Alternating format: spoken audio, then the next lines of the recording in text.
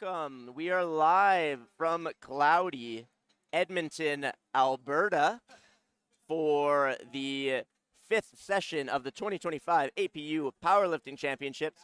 My name is Adam Maneri, and I'm joined this evening by Lainey Bishop. And we are super excited to commentate this session. Before we get started, though, a quick message from one of our referees.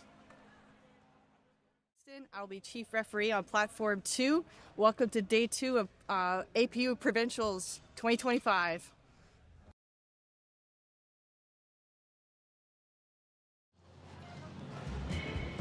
Probably to be able to fly. Flying. Flying. Have the superpower to fly. Because traveling is expensive. And do I get paid a lot? Teleportation. That way I can teleport to the nearest Popeyes and get some chicken. Hi. To eat everything and not get fat. Hell yeah. Hell yeah. Double down, double down. I get chirped about my hair 300 times a week. And there has been times I wish I had dreams. I had a nice hairline. Invisibility. Be able to speak every language in the world. See, that's a great one.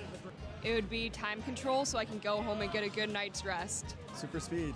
I'll be super fast. It'd be weird if I say stop time and super speed. I heard if you say those two combinations, people don't trust you. There you go. To be able to lift up anything. We're power lifters. Easy. I need that total to go up. Deadlifting 400 kilograms. Just 400? Any superpower? 401 kilograms. Yeah. Thank you, Clean Strength Media, for that video. As we move into our final session for our open lifters, just a quick look at some of the leaders when it comes to the open men for GL points. Delano had a bit of an up and down meet. Only went 1 for 3 on squats. Nonetheless, he is still our leader in GL points, followed by Justin and Brent. And when it comes to the women. When it comes to our women, right now we've got Cassidy leading us at 104.3, followed by Madison and Danielle. So it will be interesting to see if any of our 63, 76, 84 plus women will break that 104. That's a tough one to beat. On our other platform, we also have the men, 93, 120, and 120 plus. Lots of folks are aiming to get into Westerns in Nanaimo this fall or head into Nationals in St. John's, Newfoundland next year in, I think, February. So should be interesting to see. We've got our platforms loaded here. We're starting in about 20-some seconds, 30. And it should be a real fun evening. So stick around, pay attention to us, and we'll lead you through it. Going to be some great lifting today. We'll see if anyone can take over and become the best lifter of the 2025 APU Provincial Powerlifting Championships. Lifting starts right away.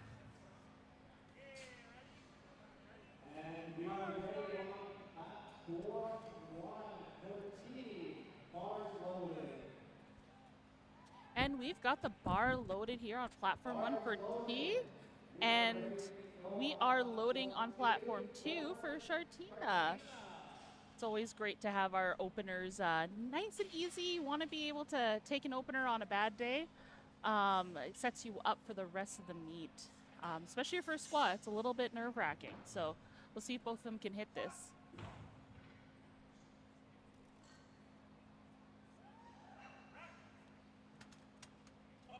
And we see T get 3 white lights. That's a good lift.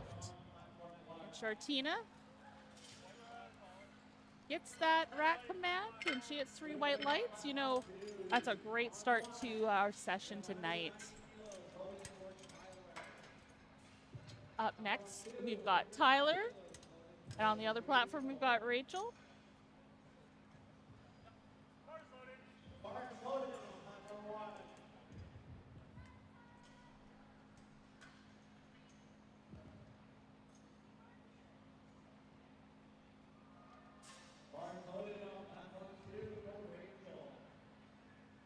We'll see if Tyler and Rachel have some nice easy openers here as well.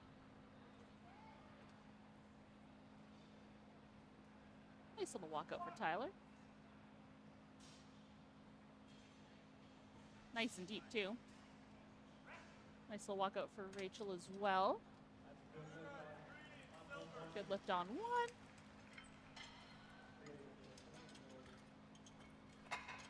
That's a good lift on two. Love to see that.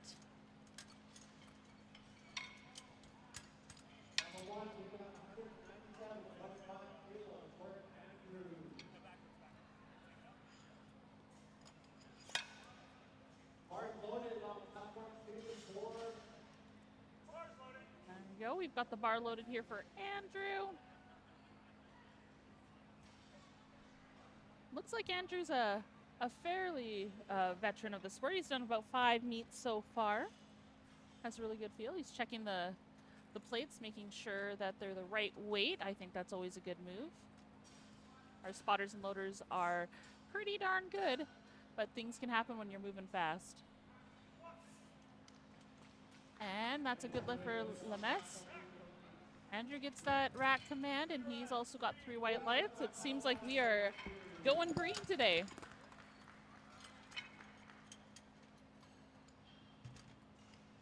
Up next here, we've got Patty and Paul. So this is Patty's second competition. Her squat in her first comp was 122.5, so it'll be interesting to see how much she's built on since.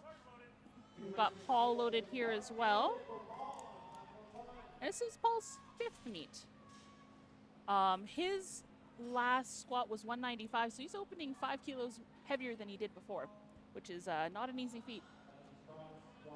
He's been building. And so is Patty.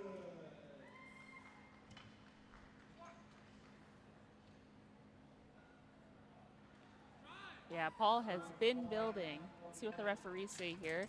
Yeah, 3 white lights. So it'll be interesting to see where he goes. Got Nikki up next here. And now Nikki's first meet was, I believe, in January here, where she was squatting 120. So she's already pretty close. We've got Evan here on the other side, opening up with 200. Only 10 under his last meet. So his first and only meet.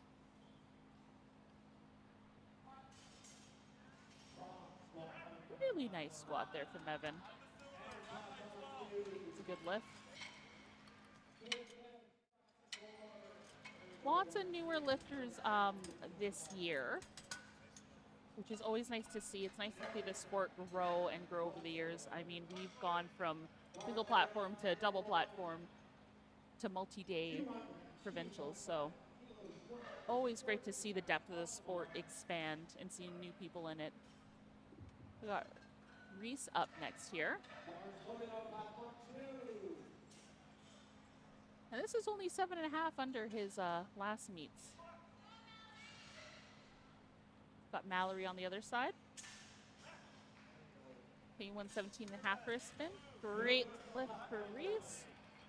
And it looks like folks are really picking some good opening attempts here. We're seeing a lot of white lights across the board. How do you normally approach your kind of opening squat attempt?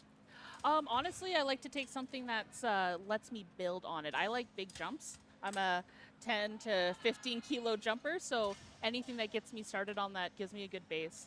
Interesting. Yeah, those are some pretty big jumps, but clearly it works out. Absolutely.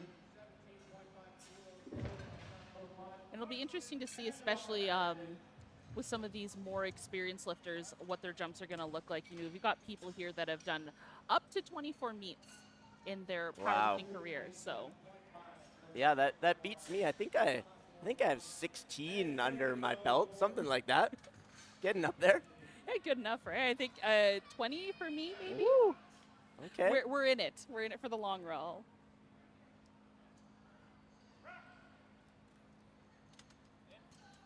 Like that's a good lift on platform 1. Mackenzie on platform 2. I don't think we've gotten any red lights at all yet. That's great. I know this has not been the case. There's been a lot of missed lifts this weekend on first attempts. I think that kind of happens with the open where you just don't see a lot of misses on the openers. A lot of people are really comfortable with their coach, with their lifting at this point, even if they're new. No, that's true.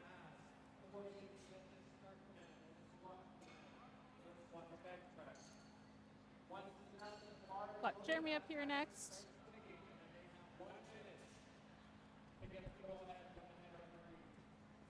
This is Jeremy's 5th meet. He is opening 10 below his last squat. Let's see how this moves. And we got Olivia here. Has a great lift.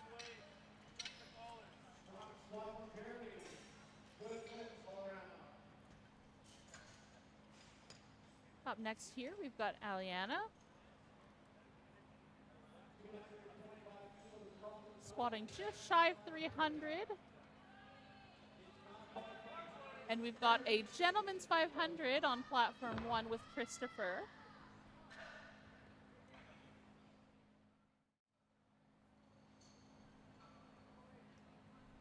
Nice little walkout.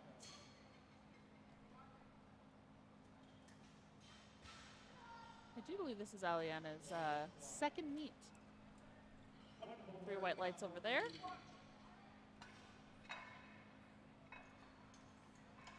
Oh, what a nice quick opener there for Christopher.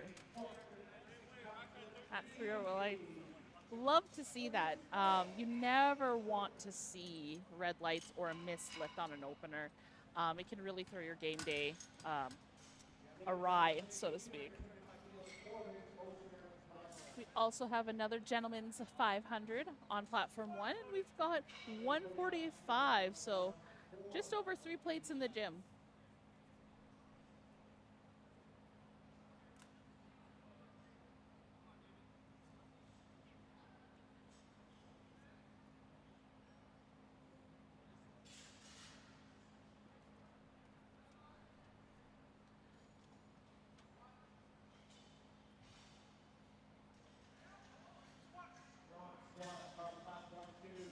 Mark. And it looks like she got a red light. So if you look, you'll see that there's a little red 1 underneath that red X there. That means that she just was a little too high. Your hip crease has to be below the top of your knee in the squat to get that white light. That's hitting depth.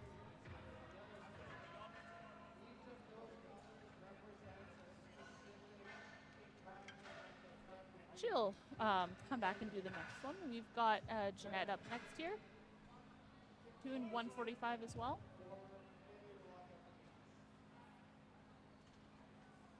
This little squat there.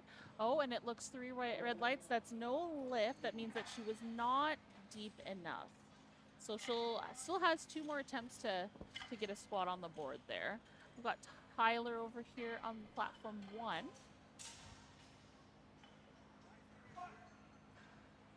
Gets that squat command.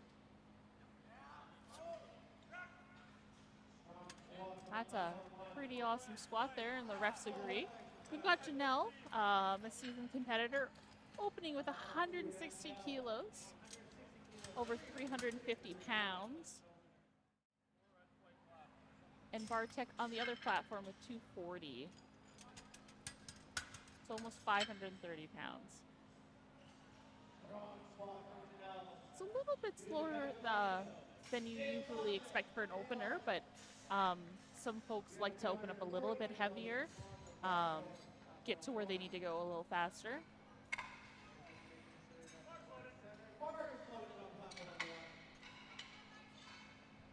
And our bar is loaded on platform 1 here. With the full black ensemble for his kit. And we are on seconds on platform 2 for the women.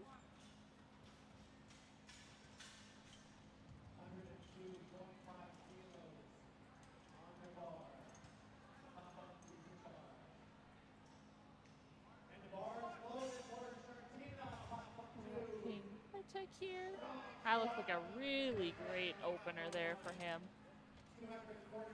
Martina's taking her second for a go. at 102 and a half. So that's 225 pounds. And we are back to the top of the order for platform 1 as well. Our spotters and loaders are making this fly. That was nice and smooth for Shartina there. Head says it might have been a little high, but you only need 2 white lights. You only need 2. Got T coming back.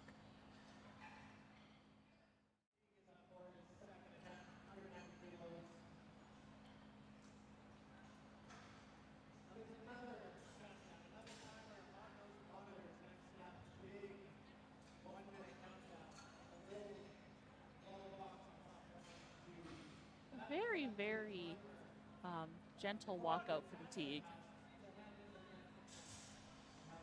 Really controlling that weight. That looked really nice and smooth. And we've got one of our sponsors, the Strength Guys. That's a good lift. Comes Rachel. Squatting 112 and a half. Looked like she might have cut depth on that one. And yes, the refs agree. She cut depth. Sometimes if it's a little heavier, you know, for whatever reason, athletes might cut depth just out of like self-preservation. I've done it before. But I just got one more attempt to give it a go. It didn't look like she would miss that on strength, so we'll come back. And Tyler here. 440 pounds, 200 kilos. And Nikki with 115. A little slower than his opener. He's got one red for depth, but still looks like he's got a good lift. There is no jury today, so no one's overturning lifts. But if lifters have questions, they might go to the head referee and ask. Nikki here, a little bit more of a grind. And that's a good lift. You know, sticking with the bar and really trusting your strength there pays off. Got Paul up next here, 210, and Lemess with 117 and a half.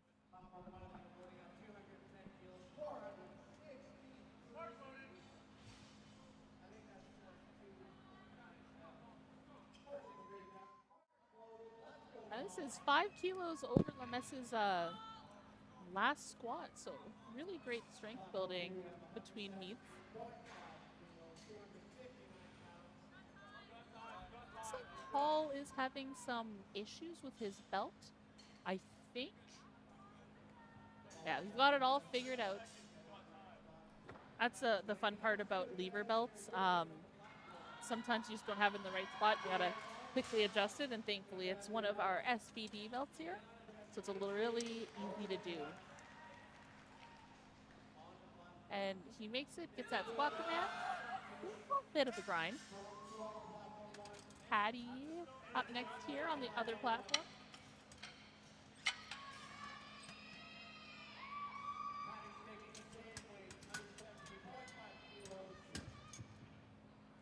I think she's setting herself up for a PR on her third if she gets this.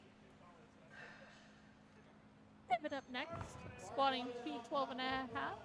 So that would be, if he gets this, a 2.5 kilo PR for him. And while we're waiting for people to hit their squats, I'd like to shout out one of our sponsors, Taylor Nutrition. Unlock your peak performance with a personalized nutrition session designed for powerlifters. We'll assess your goals, training, diet, and recovery. So hit up Taylor Nutrition for all of your personalized nutrition needs. And we'll see Evan hits it, and so does Patty. Love to see that. We've only had 2 missed lifts. Always great to see green on that platform. Got Mallory up next.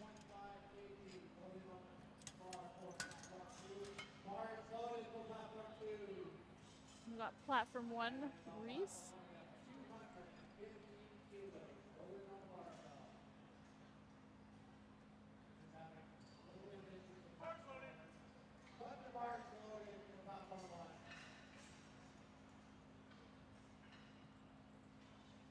love the aggression getting set up.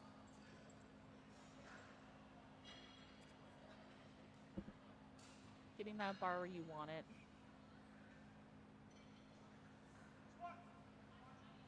Both got the squat command. He shoots it up, and now he takes it for a run, but misses it on depth, 2-1. That's a no lift, but she still has an opportunity to get that on her third.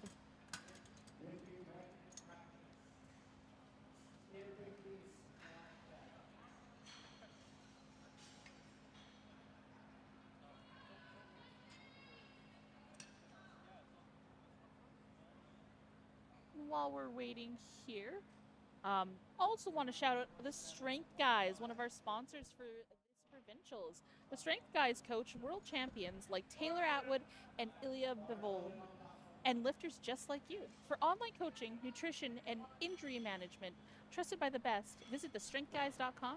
Break PRs with us. Oh, 2-1, unfortunately, for Mackenzie on depth, but she's got one more attempt to give it a go. We've got Rock on our platform 1 here.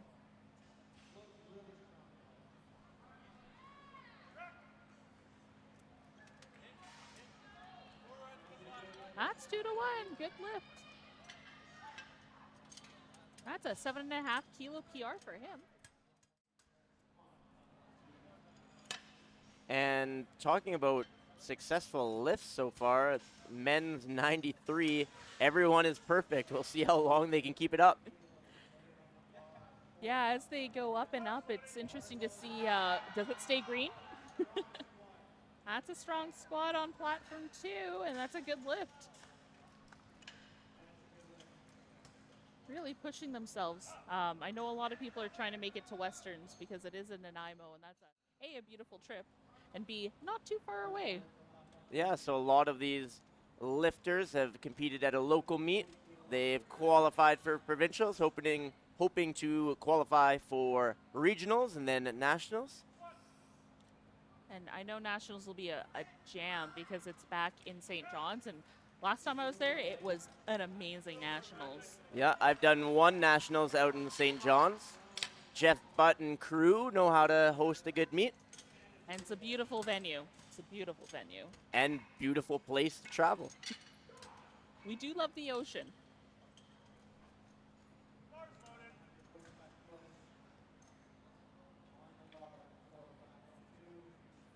So Janet missed her opener, so she's retaking it. I think that's a smart move, you know.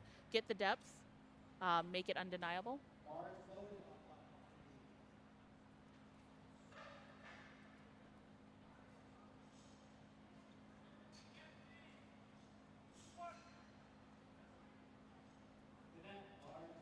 Oh, and Jeremy just couldn't get it past that breaking point.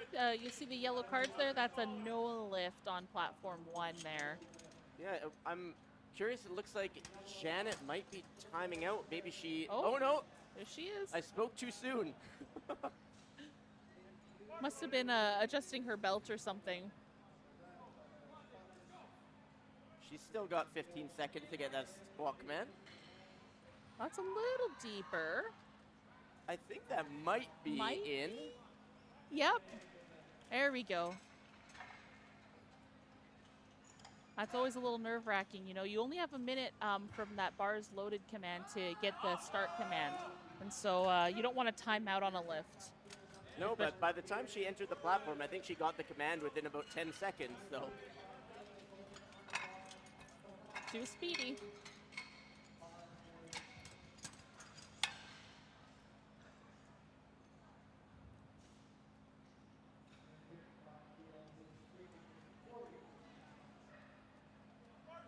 Got Tyler up next here.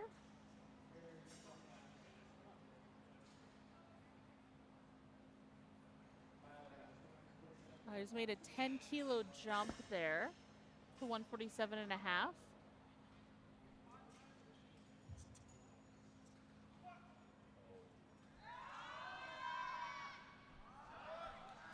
A little grindier. but that is a good lift. I'm curious to know what he goes for next. Is it going to be 7.5 or maybe 5?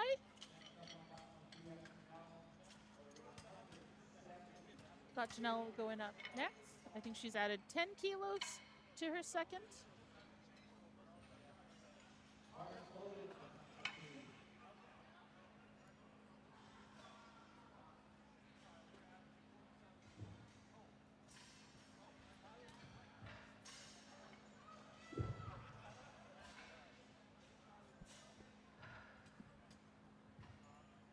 And it looks like maybe Janelle missed weight. She's lifting in the same flight with the 76s. We weighed in at 76.51. Yeah. I think she was cutting too. I think if I recall. But that's a good thing about provincials. If you miss weight, you can still lift.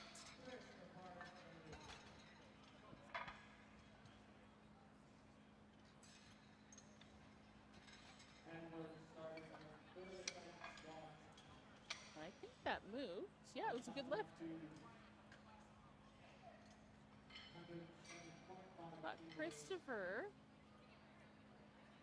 Fun fact about Christopher, I taught in England with his wife. True story. That's a small world. There's a small world. And a big jump. He has added 225 or 25 kilos to second and smokes it. Yeah, I know that he was focusing on some more bodybuilding work, taking a step back from powerlifting, but he's chosen to step back onto the platform here. And boy, goodness, is he strong. Yeah, we'll see what he jumps to for his third. Yeah, I'm curious to know because his last squat I've got on here is 275. I wonder if he'll do another 25. Wow. To tie it. Martina gets her third. We're back to the top of the order on platform 2. Bartek's coming out with 255. That's a huge squat.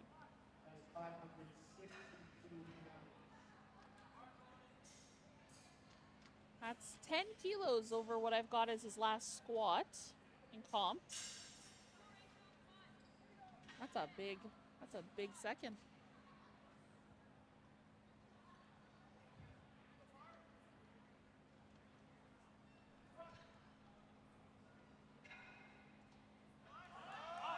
Ooh, nice.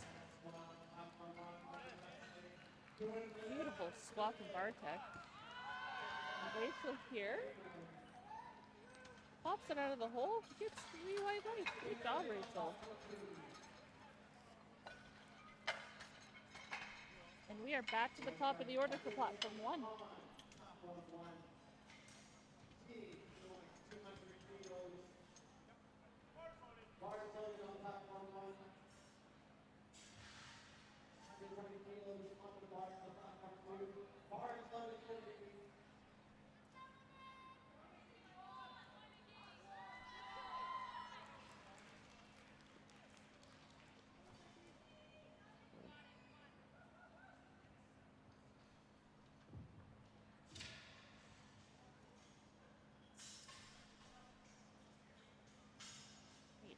We got Nikki and Teague.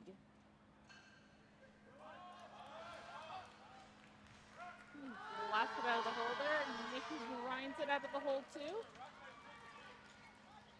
Oh, so depth, and I see 3, and I didn't see what happened, but I'm assuming either an incompleted lift or maybe she took a step forward. Couldn't tell. Yeah, I thought the depth was questionable, but I'm not sure about the yellow cards there. Yeah. I didn't see them catch it, so not sure what happened there.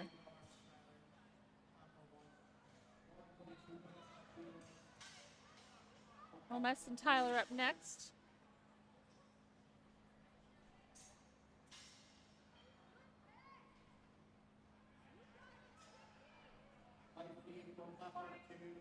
Lots of low bar lifters today. The bar a little bit lower down their back. Yeah, very popular amongst the French team, and that looks like a French squat to me. Oh, yeah. Oh, my God. Grinds that out. Oh, and it looks like the blue card, which is probably some up and down or maybe a double bounce. I didn't see any soft knees at the starter end, so I'm assuming that's what happened there. Yeah, I was just focused on appreciating the grind. I didn't see if there's any downward movement. That's the fun part about being removed from the reffing position is, as a ref, you know, you're laser focused on what could go wrong. And as a commentator, you're excited just to see people hit lifts. Yeah, you want them to get the lift. Got Paul coming out, and we've got Patty on the platform. Always love seeing that aggression with the setup. Really gets you through it.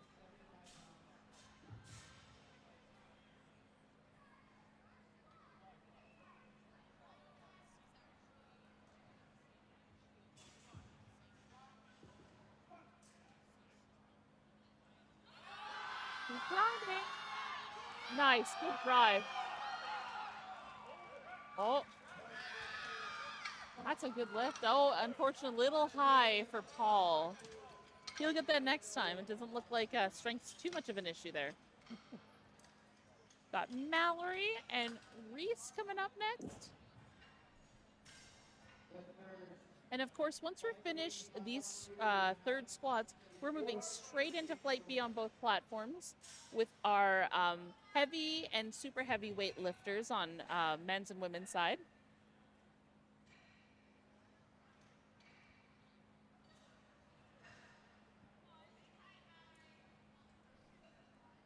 And I think Mallory missed on depth on her second. Oh, nice grind for Reese there.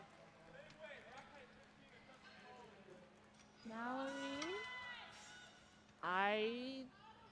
It looked deeper, but yeah, it was still a smidge too high. But I think the strength is definitely there.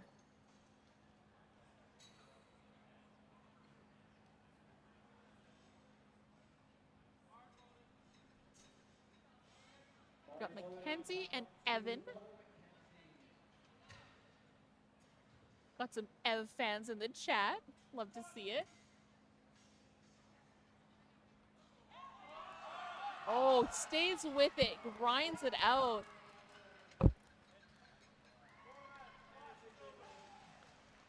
He got it. That's awesome. We'll see if Mackenzie gets it. Wearing the new purple SBD line. See what the refs say here. Yeah, 2-1, still a good lift. I was looking at it, looked maybe a smidge high, but strength was not an issue there. Got Olivia and Jeremy up next here.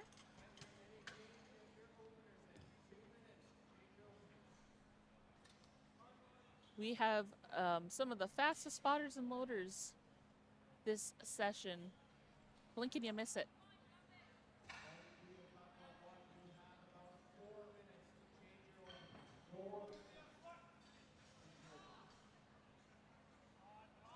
Oh, just a little too heavy for Jeremy on the day, but I think he's got it next time. Olivia. Nice squat there for Olivia. Got Rock and Aliana up next here.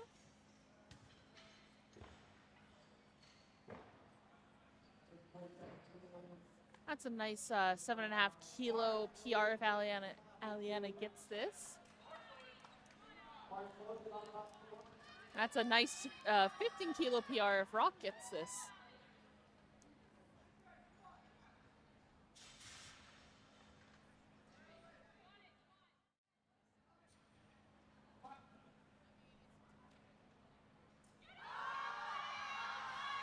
A little shaky, but she gets it out of the hole. Let's see what the refs say. That's a good lift for Aliana. Oh, Rock grinds it up. Oh, almost. Almost gets it.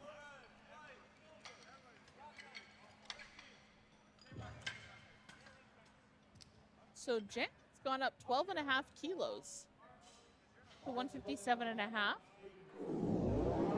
Interesting to see how this moves.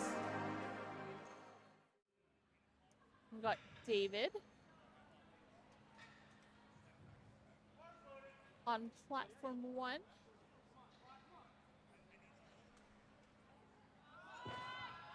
Oh, and it moves. Janet, let's see if she...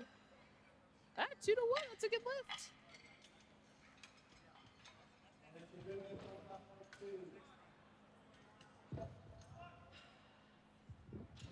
Martha on platform 2 and David on platform 1. Nice grind there. It's a good lift for him.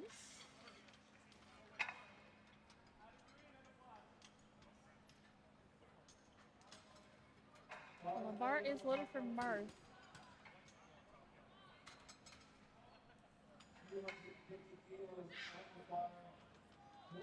That's a huge squat of 160 kilos from Calgary. We've got Andrew here up next, squatting 250.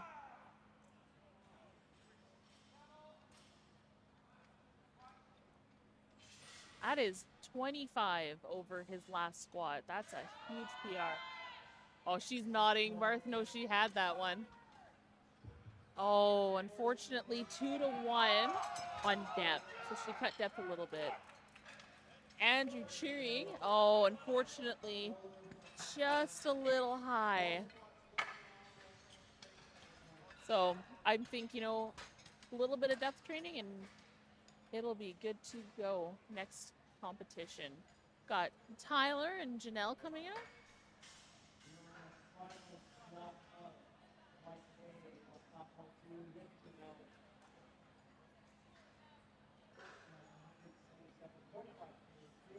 I think they both went up 7.5. I think that's the right move for both of them. Moving good, but you don't want to get too ahead of yourself when you still have bench and deadlift. Ooh, Brian Janelle, I think 7.5 was right. But, oh, she moved her foot, and unfortunately in the squat, you cannot take a step.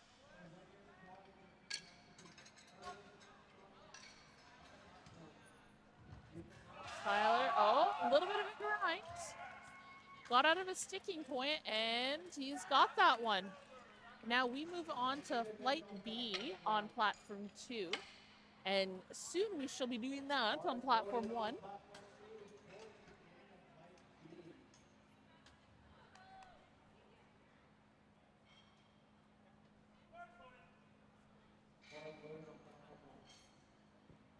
And I think a 7.5 kilo jump is the right move.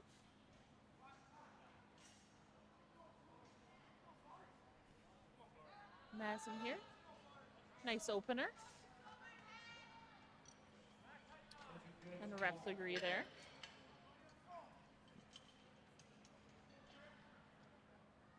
So on platform 2, we have our 84 and 84 plus women. And we're still working through the 93s. Bartek. Oh, just a little heavy. I think he's got that next time, though. And we've got Christopher rounding us out. Oh, I see what happened. So it looks like Christopher missed weight. That's okay. You can still lift the provincials. Nicole hitting. Oh, it looks like it was a little too high for Nicole, but strength didn't seem to be a problem, so she'll come back and give that another go. Christopher's going to round out our flight A on platform 1. Got that Oilers colors on, and if you're not in the know, the Oilers are actually playing right now against Florida here in Edmonton, so there's a lot of people in the crowd wearing the blue and orange. So are our platform crew. Oh, good grind. Oh, that was a little nerve-wracking because I could see his hands start coming off the bar. All right, we are rolling into flight B. Emily gets a good lift for her opening squat. Kenneth opening us up for the 120 plus at 150.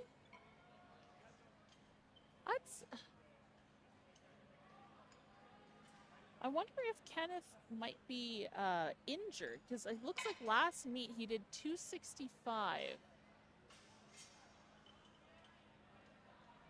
But you know what? Better play it safe than sorry. Get a total at provincials. Be able to rebuild and come in for Westerns Nationals, whatever you're working towards.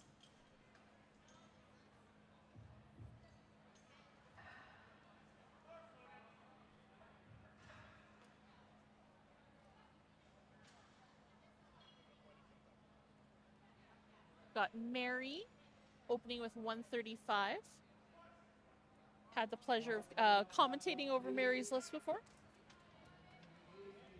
Oh, I think he might have jumped the command on that one. Yeah, he knew it. He finished the squat. Obviously, it was easy, well below his personal best, but you could kind of read his lips a little bit. I missed the command. Nice lift for Mary there. I haven't seen that this week, the rack in. Nice Yeah, to see it's that. a lot more common with the heavier lifters, but Especially when you got a lot of weight. Your ability to tap that rack when you walk out is a little bit higher. I'm guilty of it. no, fair enough.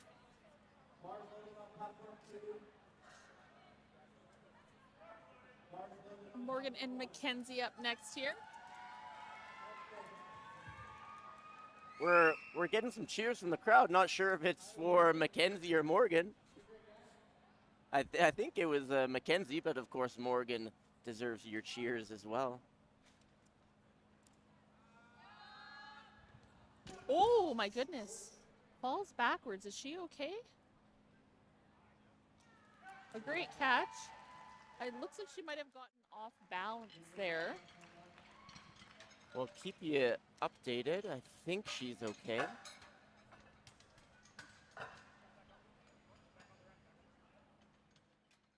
just I think her knee unbuckled a little bit on her squat. Gave me But flashbacks for maybe some of you on the stream who remember Kelly Branton in Texas a few years Korean, ago. yeah. A little bit more weight on the bar in that instance, but still always scary when that happens to a lifter and to the spotters. Yeah. Not fun. I've had a couple bars dropped on me in my past spotting and loading, and you know, all you can do is think, you gotta keep this lifter safe. 100%. Got Polly up here and Justin on the other platform.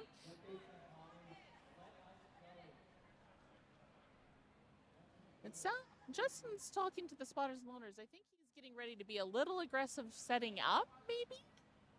Couldn't quite tell what he was saying. Oh, yeah, he's got a bit of a scoop. Sounds like, oh, not sure what the yellow was for. Maybe commands? I mean, what's perceived by the referees and the head ref can be a little different sometimes. That's why we got 3. Justin crushes that opener.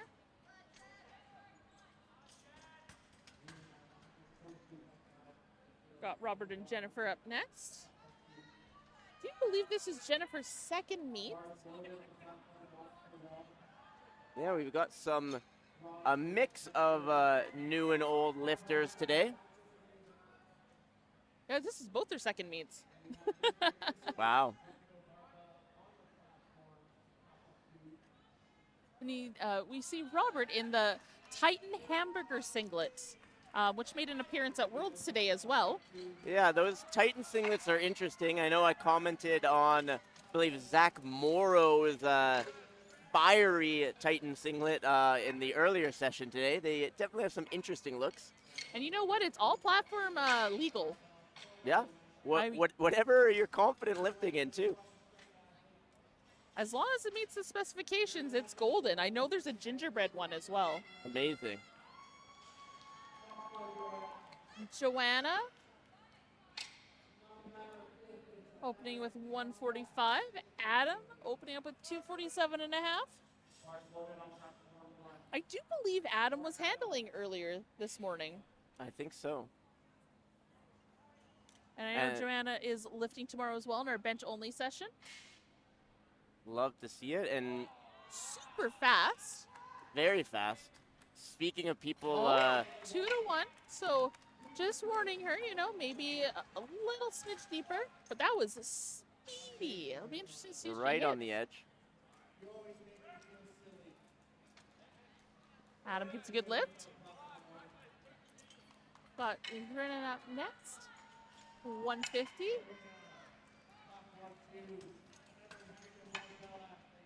And Brandon.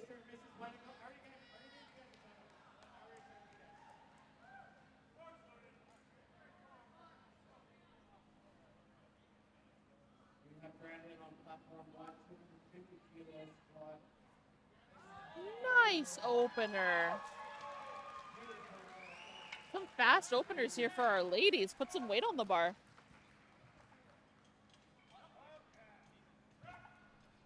Little bit of a grind. It's a good lift, 2 to 1. Just a reminder on depth for the lifter. I think any red card that you get is just something you need to clean up in your next lift, just so you're undeniable. You don't want to lose a lift just because you miss something technical. You want to miss it on strength.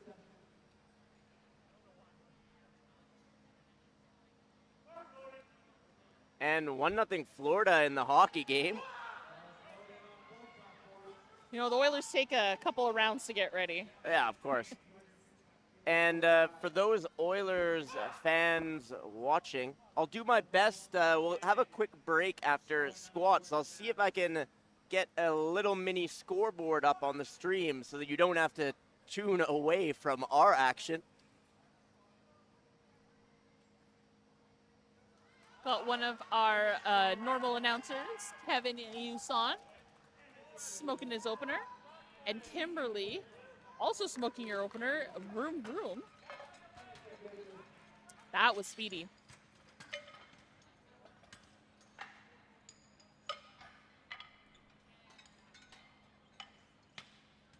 Luke and Chelsea next here.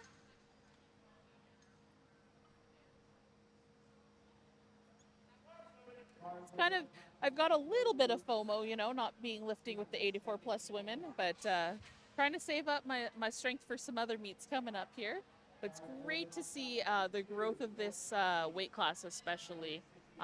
It was a little lonely for a while there. Yeah, and why do 3 lifts when you can do bench only? That's more fun anyway. Exactly.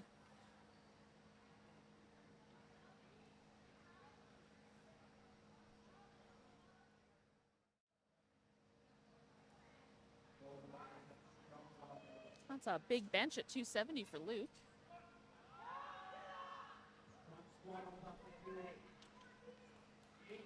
Oh, Chelsea misses on depth, but it's just her opener so she can give it a go again.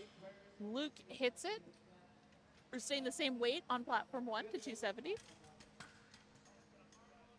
Got some big squats for 120 plus men.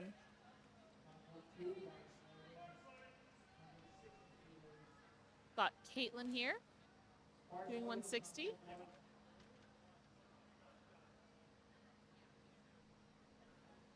Looks like Caitlin, a little heavy, but that's all good.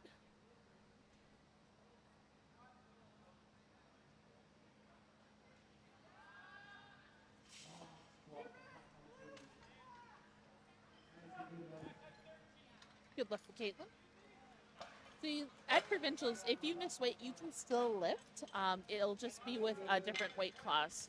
So it does change up the game a little bit, especially if you know you're coming into a different weight class and you're maybe lifting a little heavier. Could be interesting to see who vies for the podium spots after squats here.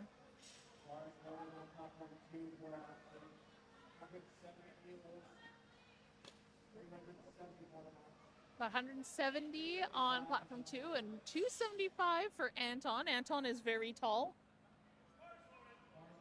And he is in the Canadian singlet. That means he has represented Team Canada.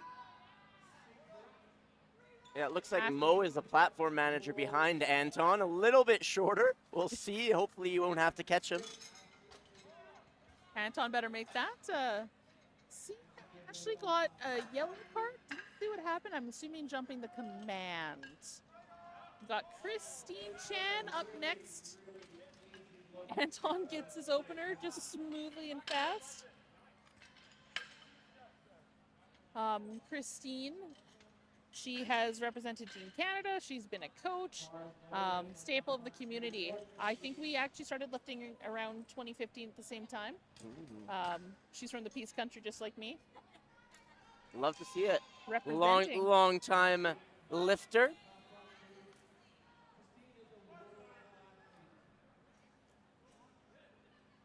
But nice to see her in the 84 category. She's just smoking those squats. Straining out of King's Fitness these days.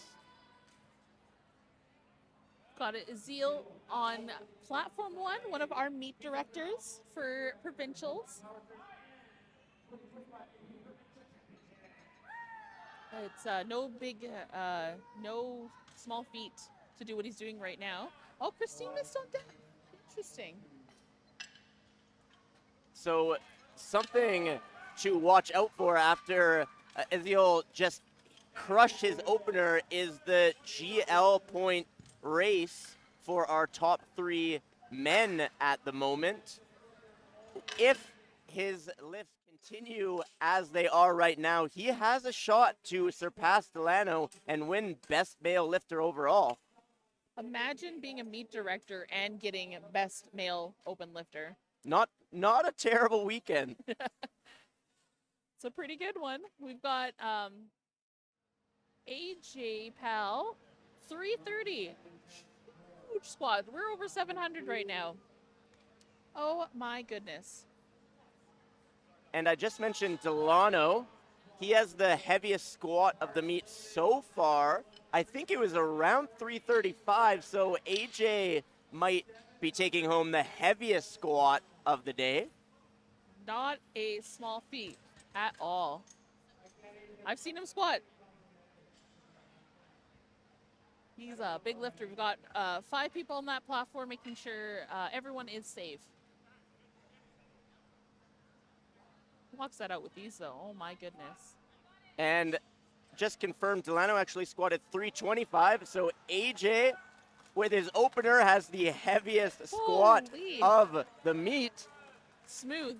Smooth.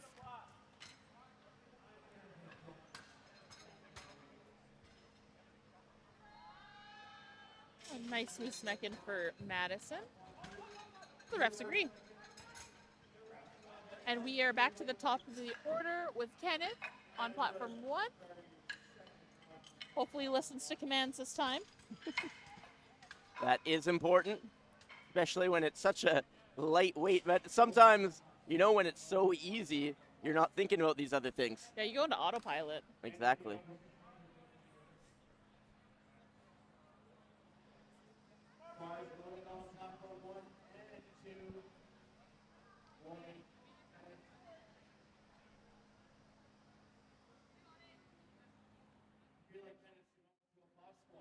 So Morgan missed this with just a little bit of a knee wobble.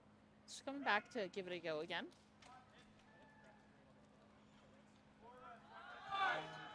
It looks like it might have been high. I don't want to speak it into existence. But yeah, a little high. Probably nerves. When you fail a squat like that, it shakes you up a little bit, and she might be feeling that. It's having over 300 pounds on your back and then having it drop on you like that can be a little rough. Yeah, and especially when you get into that bottom position, it's human instinct to try to get out of there as fast as you can. She's got one more attempt at it. Mackenzie with that gentleman's 500, as we like to say. Again, not sure how much you're picking up of that at home, but very popular lifter in the building, Mackenzie. Nice grind for Emily there. Nice and speedy out of that hole for Mackenzie. Great lift there.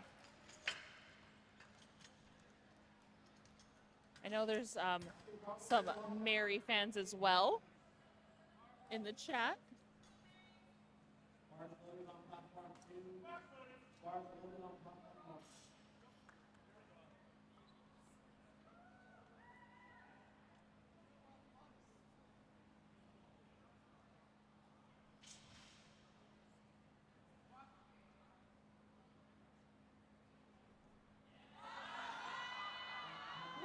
Grind there. You can tell there's a little bit of nerves in the hole there, but she gets it.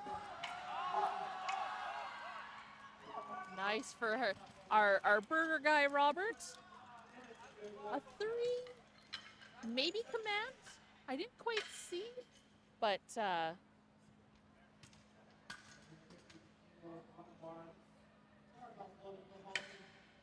that's all good. You only need 2 whites.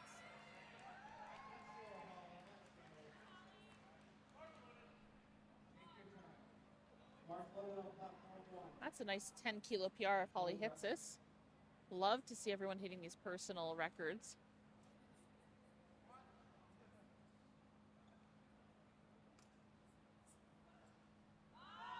Ooh, a grind, but slow and controlled for Holly. 2 to 1. It's a good lift. Justin taking his time.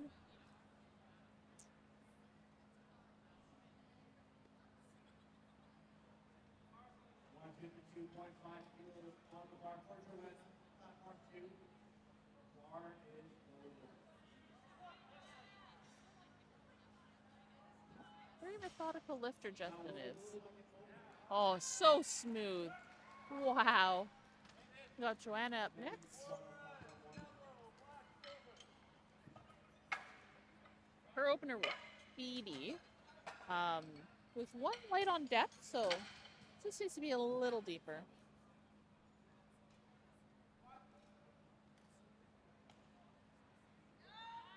Speed. That's a good lift. Yeah, just a smidge deeper. Definitely wasn't a strength issue, that's for sure.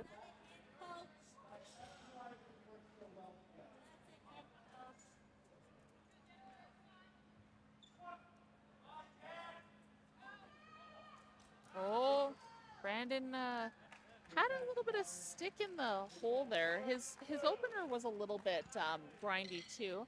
I think he can get it on his 3rd. We'll see.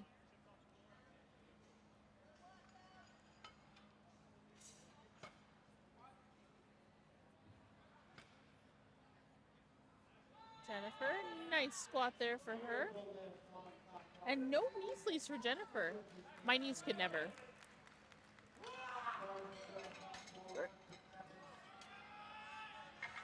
You don't see many lifters without knee sleeves these days. It's pretty rare. I've been squatting without knee sleeves recently, but that's because someone stole my gym bag from my car. Out And of it's been a nice necessity. little change. My knees could never. Feel like they would explode.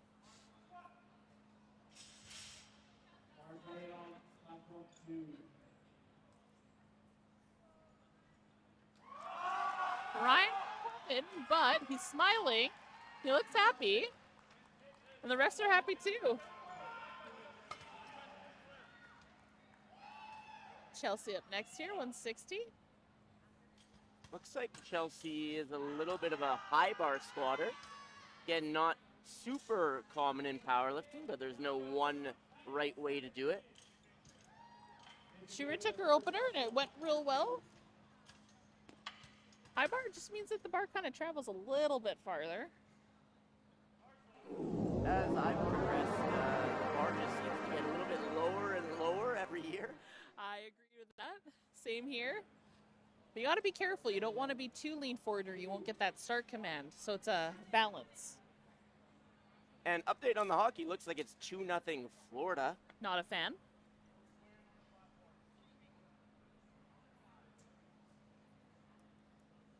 We are in Edmonton, Alberta currently. It's a sea of orange and blue back there.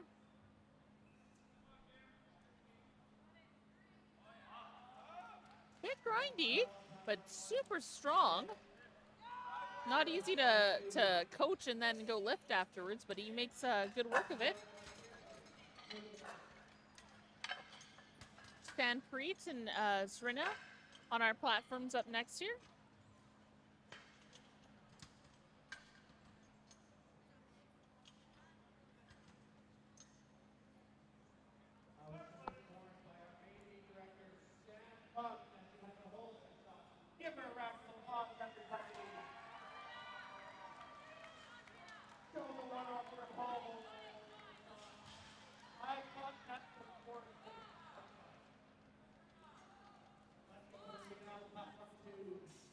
Serena went up 12 and a half. Nice big jump there. Sanpreet.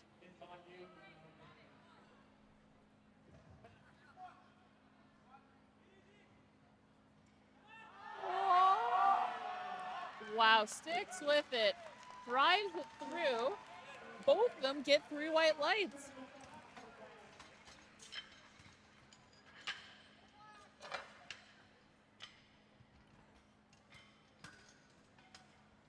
Got Caitlin up next with 170 and Luke with 290. Oh my goodness, these squats are getting heavier and heavier.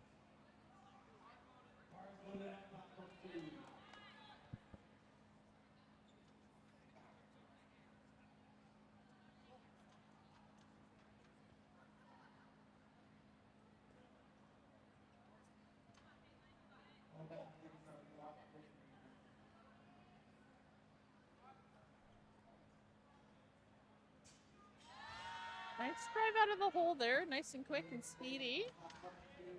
That's a good lift.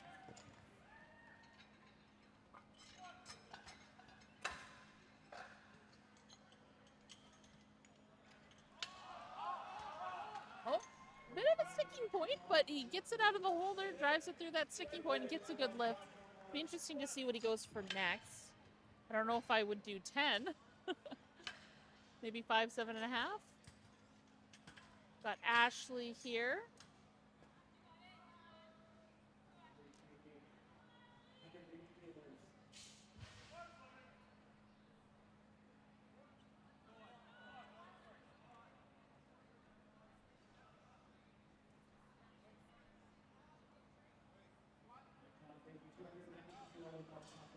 Nice big 50-kilo jump for Anton. Nice squat from Ashley. Oh, I think she jumped the rat command. I think she jumped it, but no problem on strength there. Ooh, Anton, smooth. Yeah, the commands, it's easy to forget them in the heat of the moment. I know my very first meet on bench press, I skipped the start command, just had the bar sitting there on my chest, didn't know what was happening, and then eventually the head referee just told the spotters to take it. I didn't even know there were commands when I first started lifting, so. Well, there you go. Christine missed this on her opener on depth, so I think she'll go a smidge deeper. Zeal, 310. Oh my goodness.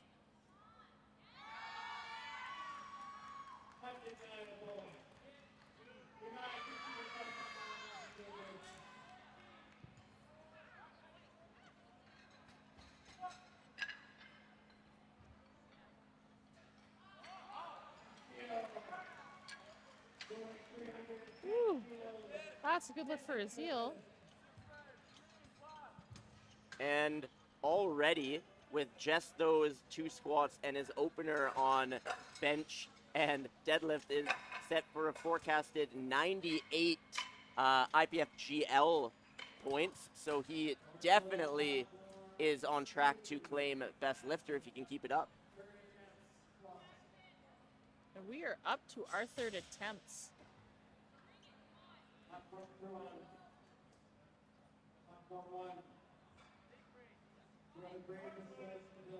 Looks like Christine is going for a provincial record after hitting her seconds.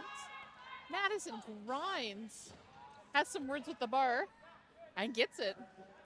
Got AJ Powell on platform 1. Oh, goodness. 350. I saw AJ at his first meet a year and a half ago, I want to say. Made him a little highlight reel, and he's been adding kilograms to his lift since then. I mean, this is just 5 kilos under his last, so. Oh, no. I think he kind of rolled on his back a little forward, lost his balance a little bit, but good he said, take it, and those spotters jumped right on it. Yeah, you can see the bar roll around a little bit. Morgan needs to sustain the knee. Oh, tips forward, but I think she got that. She did.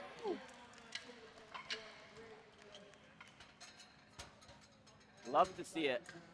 Now, Kenneth missed his second as well. We'll see if he can get his third here. Needs to stay in the meet and get a total. Yeah, I missed his second. It's not a strength issue. First one, he jumped the commands. Did he jump the commands a second time? Hopefully not. He's got smiles on his face, though. That's all that matters. Nicole hitting her third, but just a little too high today. Hot squats it. There we go. He's on the board. I think based on how he squatted that second one, he must have missed the second on depth. He went as deep as he could into the hole there. I'm assuming he must have some sort of lower body injury. As long as he gets the total, you know, you can move on, build, rebuild.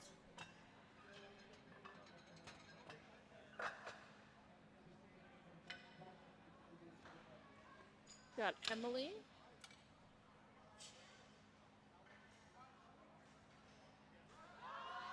Bit of a grind, but she sticks with it.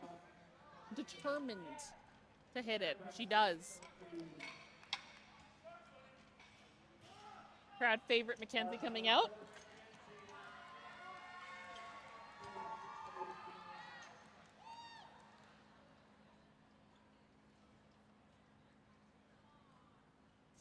Yeah, Mackenzie is very, very popular with the crowd. I'd love to one day be that popular.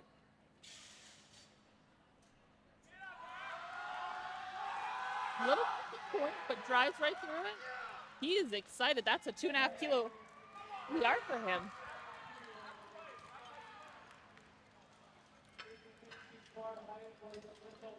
Got Mary up here.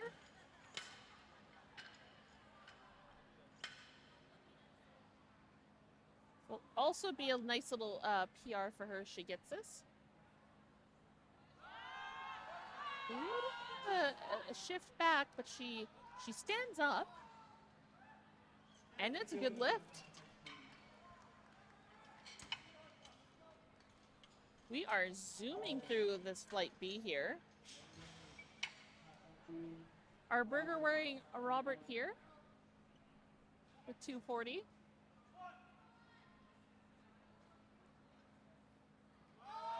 Nice and deep.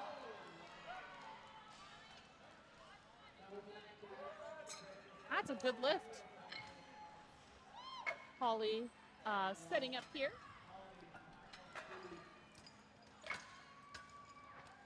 This is a nice big PR for her. 12.5 kilos if she gets this. Great environment to set a PR, that's for sure.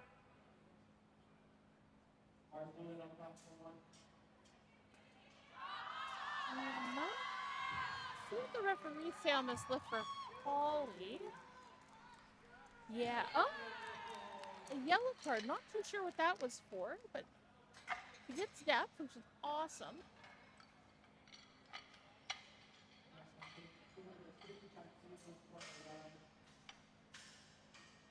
This is a big PR for Joanna. 17.5 kilos if she gets this. Justin doing 255. That's a nice 7.5 kilo PR for him.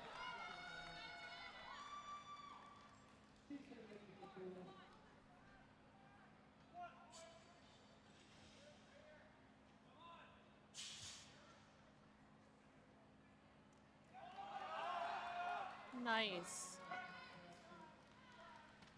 Little bit of a grind, but and the refs say 2-1, good lift. Joanna made her first and second very fast. Third is no difference. So you could add a lot more weight. Yeah, that was a very light third attempt. Wow. Got Chelsea up next and Brandon on the other side. Brandon missed, I kind of looked like it got out of position. So if he can keep it in position and just drive it up, I think he'll be okay. And he has chosen to retake that same weight.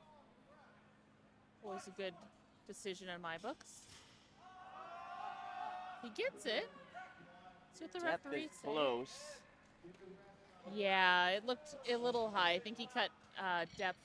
And that can happen sometimes. You know, you miss it for some weird technical. Get a little nervous and...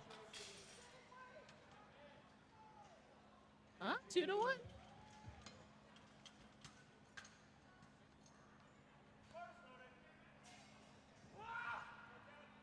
Kevin giving a shout.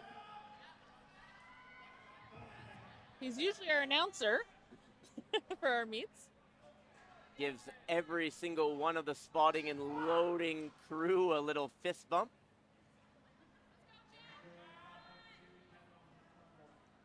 Always volunteering. And cracking jokes on the mic. Of course.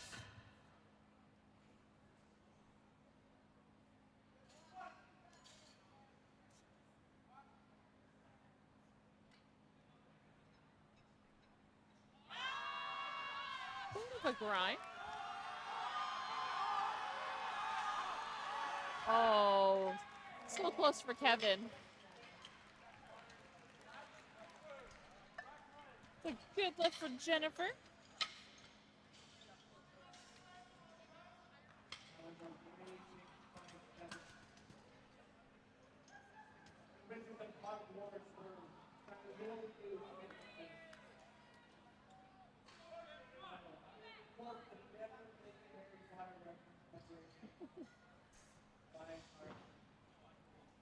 Our meet directors are having a little squabble behind us. Yeah. They are going back and forth. Not sure if you're catching any of that on the stream, but our meet directors are doing a wonderful job here this weekend. It takes a huge community, that's for sure.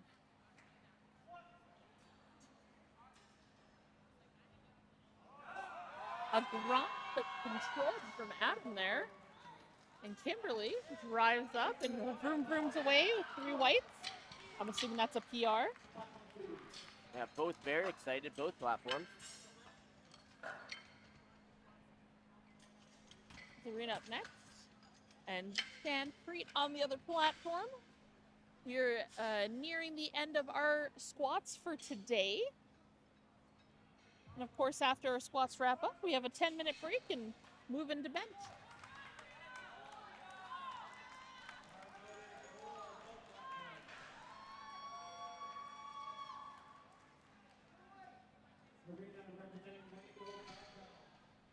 Nice aggression on those bars. Telling the bars who's boss.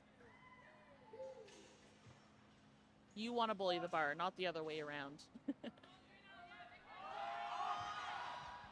Ooh, good catch. Just lost it forward.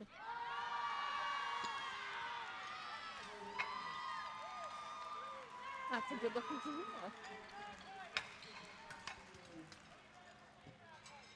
Look here, 295 squat. That is a 15 kilo PR for him if he hits it.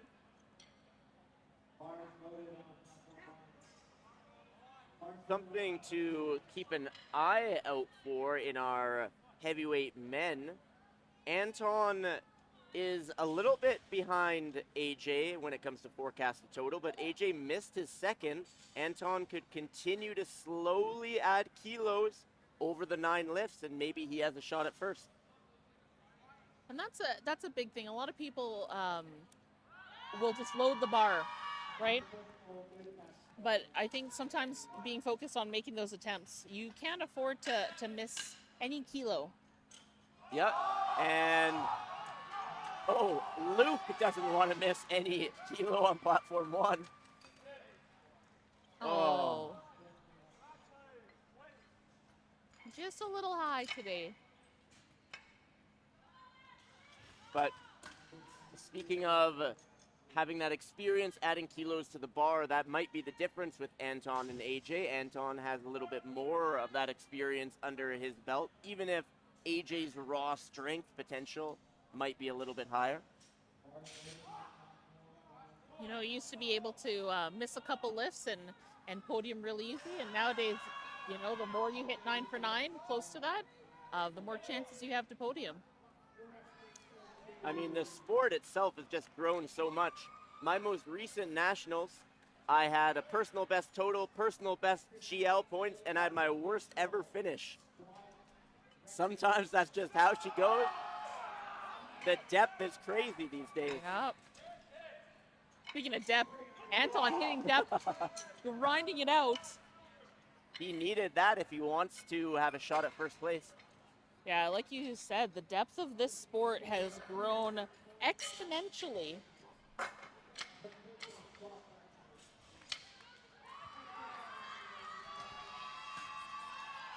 This is a huge squat. I think this is the heaviest female squat of this weekend.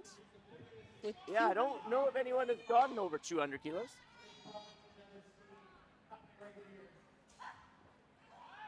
And I know Christine has squatted heavier in the gym, so she'll make easy weight of this, I'm sure. And you know it's a record because it has that chip on the weight, 200.5. She makes easy work of that. It's a new record.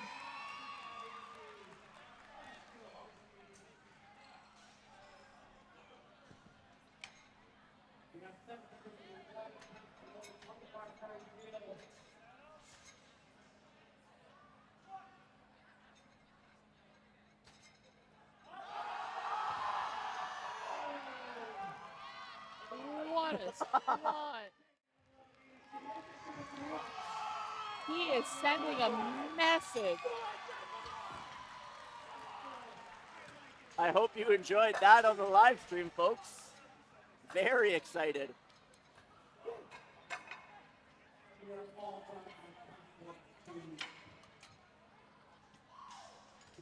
Just a quick update, platform 2 has completed their squats, and we are on our last lift of platform 1. So we will take a quick break. We'll play you a little instructional video after AJ's squat to give you some information about the bench press, which will be our next lift. And then we will be returning in about 10 minutes after AJ hopefully hits this squat. So he had missed this, I think, with a little bit of like out of position. It kind of pulled him forward a little bit. That's the thing. The bar can bully you with so much weight. He's getting reset up. AJ is someone who might actually benefit from squatting with the rack in. If he wants to grip a little bit wider there, that is tough in his wrists.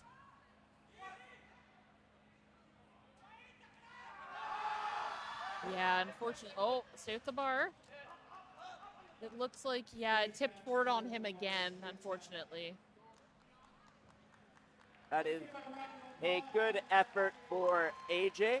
We are going to take a quick break, but before we do, please enjoy this video on the bench press courtesy of Clean Strength Media. There are 3 commands for the bench press: start, press, and rack. Now, when it's your turn to bench and you get the signal of bar is loaded, it's time to shine. But we need to make sure we're setting up within the rules. This means that head, shoulder, and butt need to be in contact with the bench. This also means that your feet need to be flat on the floor. If you are unable to meet the required start position, you're not going to get a start command. So make sure you get all these bases covered in training so there's no surprises on meet day. During the setup, I know we all want to get the highest arch possible. However, you can't have your feet touching the rack in any way. This also includes having your feet on top of the bench or in contact with any of the supports. When it comes time to unrack the barbell, we have two options. You can do it yourself, which we call a self lift-off, or you can get the help of a spotter to give you a lift-off to make the transition out of the rack a little bit easier. Now, once the weight is out and over top of you, we need to wait in the start position with the elbows locked for the chief referee to give us the start command. Just like the squat, if we're not able to get into an effective start position within the rules, we may be asked to replace the bar. Or again, if there's concerns of safety, you may also be asked to replace the bar. Remember, you'll have another opportunity to unrack and get into the proper start position as long as time allows. The signal to begin the lift will be given by the chief referee's downwards hand motion and a start command, which will look something like this. In order to perform the bench plus discipline within the rules, we need to achieve elbow depth. In order to hit elbow depth, we need the bottom surface of the elbow to drop below the top surface of the shoulder. If you are unable to meet this standard, you will still get the press command, but you'll get red lighted for bench depth. After receiving the start command from the chief referee, we can begin the bench press. We will lower the barbell down to our chest or abdomen area, wherever we prefer to touch. And once we display that the bar is motionless at our touch point, we will receive the press command. After receiving the press command, we need to, well, press the weight back up and return to our start position. When held motionless and your elbows are locked, the chief referee will give you a rack command to complete the lift with a backwards hand motion, which will look something like this. With bench, any failure to recognize the chief referee's commands and follow them is going to result in red lights. Along with this, any change in the elected starting position, which we'll define as your shoulders, butt, or head coming off the bench, along with any lateral movement of the hands or heels coming off the floor, is also going to result in red lights. After we display a motionless position on the chest, we're going to receive a press command, right? But if after receiving the press command, we heave or sink the barbell further into the chest in order to gain some momentum on the press, this will be a no lift. This is a clear violation of the rules. If during the concentric portion of the bench press, as we're pressing the weight back up, if there's downward movement of the barbell and then it goes back up, this will be an up and down. And once again, just like squat, this is a violation of the rules. No lift. As we return back to the top of the bench press, we need to display a locked out elbow position to the referees. If you are unable to display that the elbows are completely locked out, you will receive a red. If the spotters and loaders make contact with the bar or the lifters in between the chief referee's signals to make the lift easier, lifting the feet is not allowed. Some movement is allowed as long as your feet stay flat on the platform. And lastly, elbow depth. Failure to bring your elbow joint below the top of your respective shoulder joint. It's important to note that you only have 60 seconds from your latest attempt to get your card in for your next attempt.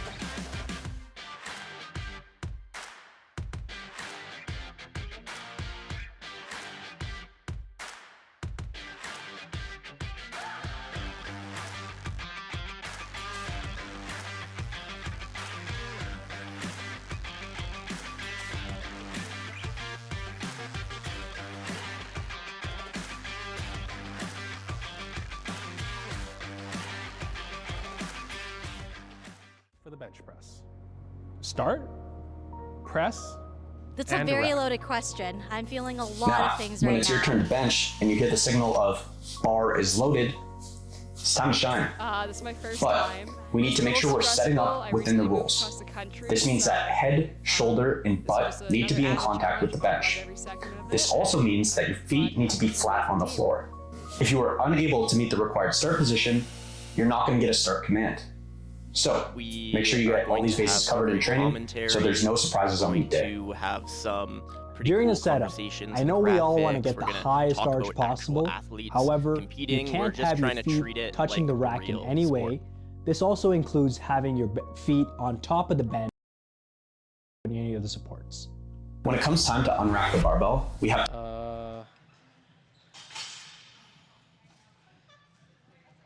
I don't know, yeah. I think the APU has an incredible community, and I think the people who are running it are putting a lot of their time and effort to kind of like bring that experience, and we're really excited to just like deliver on that.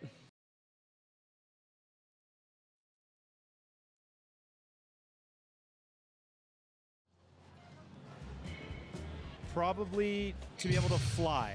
Flying. Flying. Have the superpower to fly. Because traveling is expensive. And do I get paid a lot? Teleportation.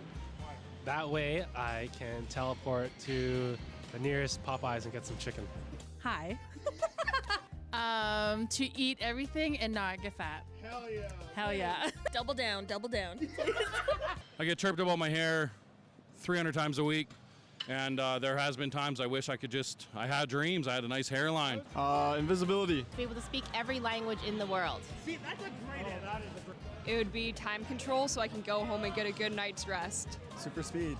I'll be super fast. It'd be weird if I say stop time and super speed. I heard if you say those two combinations, people don't trust you. There you go. To be able to lift up anything. We're power lifters. Easy. I need that total to go up. Deadlifting 400 kilograms. Just 400? Any superpower? 401 kilograms. Yeah.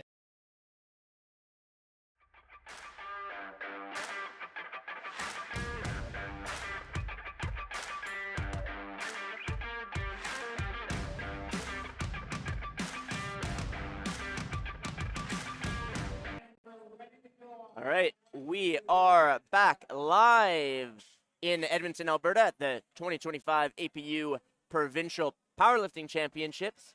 I am Adam Maneri, and join with me today we have Lady Bishop. And we are super excited to bring you the bench press portion. We of are back today's live session in Edmonton, Some Alberta. very, at very the big 2025 APU already, and Provincial we are Powerlifting starting Championships to to roll on the bench press on platform 2. With Rachel over here getting a handoff. Of course, all lifters can get a handoff for the bench. Taking their time to explain what they want.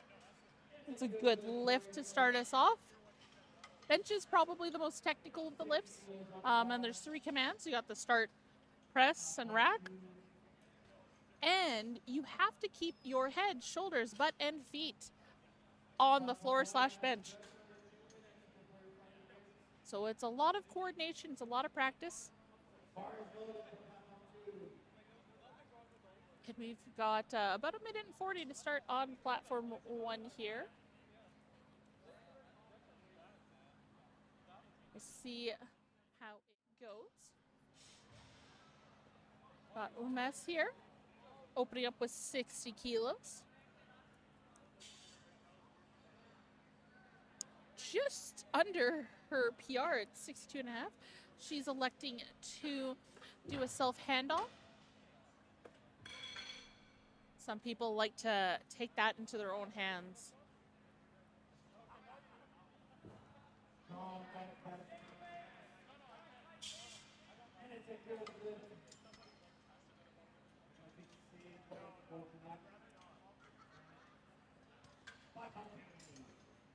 And we got a good lift. We got Janet up next here.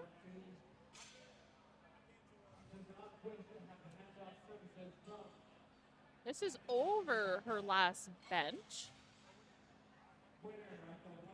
2.5 kilos above that. Always love to see that.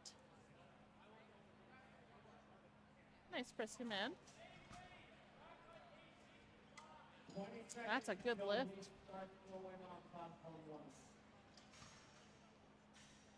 Always love to see lots of good lifts on the bench. It is, like I said, it's such a technical lift. So many things can go wrong.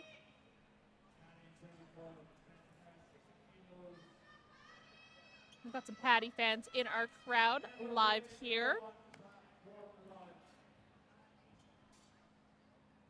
We're just having a discussion on platform 1. And it looks like, just an update, it looks like AJ Pal has scratched his attempts.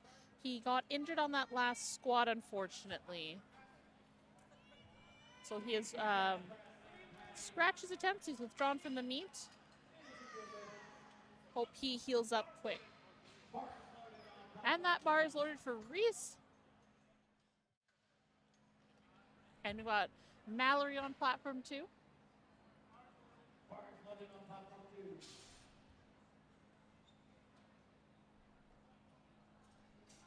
Looks like Mallory might be just adjusting her wrist wraps. As Adam said previously, you know, you have to adjust your wrist wraps off the platform. But she's hurrying out. Doesn't want a handoff. Got a good lift on platform 1. As well, for anyone with longer hair, of course, it has to be tied up so the head ref can see if your head is on that bench.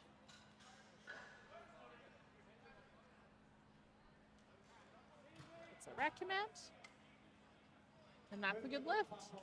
Not only do you have to worry about your positioning, the commands, moving the weight, you also now have to be aware of bench depth. So your elbows have to be parallel or below the top of your shoulder. A little harder to call from the front and the side, but definitely an important thing.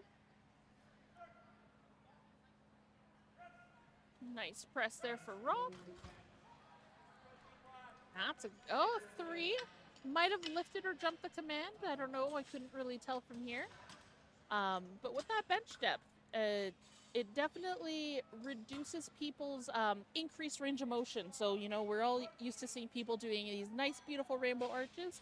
And that bench depth rule is kind of preventing people from going too high, using their flexibility of their spine. Trying to turn it a little less technical into a little more strength. Tyler up next here.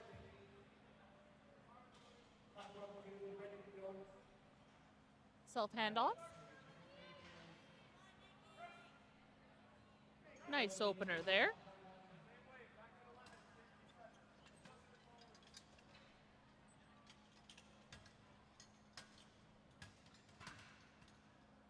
Nikki getting set up here.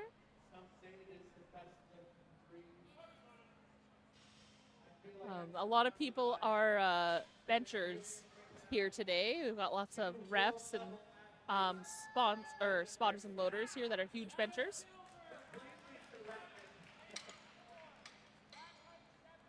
We've got Christopher talking to the head ref, trying to explain.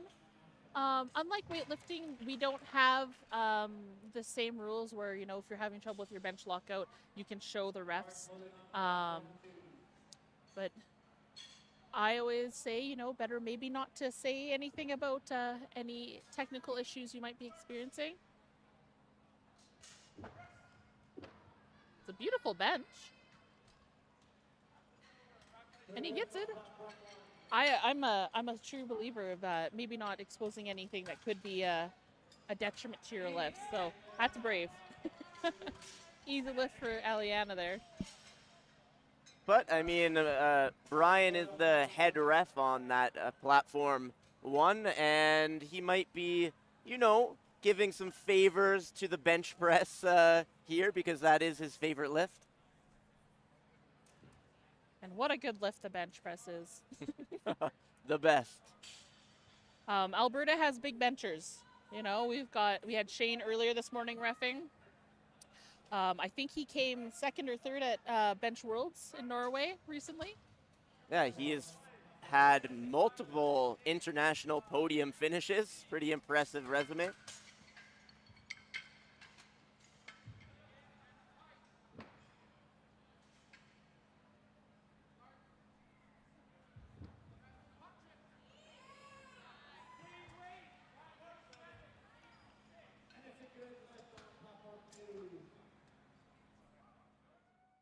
Just some amazing benchers here today. We've got a red on platform 2. I'm assuming that is for bench depth. The other way you could get a red light is if you don't touch your chest or if you touch your belt on the start.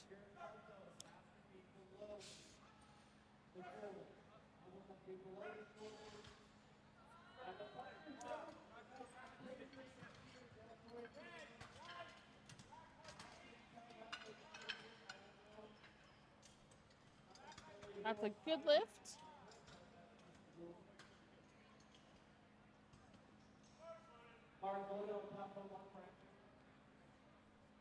Got Janelle, very strong bencher. I've had the pleasure of watching her a couple times bench. Interesting. Interesting for her. She has chopped her butt. I'm not a huge fan of that. With you having to keep your butt on the bench, you don't really want to have any perception that there might be light, like a little creeping of light showing through. And that's what I do find with some chalk on the butt is that sometimes it does almost highlight that, even if it's not happening. So interesting. It plays to her favor. She gets 3 white lights. Yeah, that's something I feel like a lot of lifters used to do, Yes. but then that kind of logic has come to light, how maybe it can actually put you at a disadvantage. So we don't see it quite as frequently these days. Yeah, and even at the higher level meets, they have a little light from the side cameras for the jury tables to see if your butt lifts. Can't do it. And so, yeah, anything that kind of is to your disadvantage with that, I try to avoid myself, even though it does keep a nice grip on you. Yeah, I have missed a bench or two from my butt slightly coming off the bench. It does happen. You know, you got good leg drive. I try. Oh, we got 2 to 1. Good lift. Again, could have been, oh yeah, it looks like his butt lifted and the side referee saw a little bit of daylight. You know, it's a little harder for side referees trying to catch that elbow depth, and so your position for where you sit kind of changes around. But, you know, you really want to watch for that butt lift. Back to the top of the order on platform 2 with Rachel. And as promised, we do have that Oilers scoreboard live on the stream. So please make the correct decision. Don't turn on the hockey game. Watch some powerlifting. You've got the scoreboard here. It's all you need.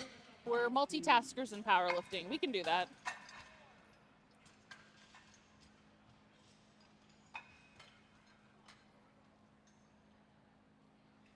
Got Teague benching 145 kilos.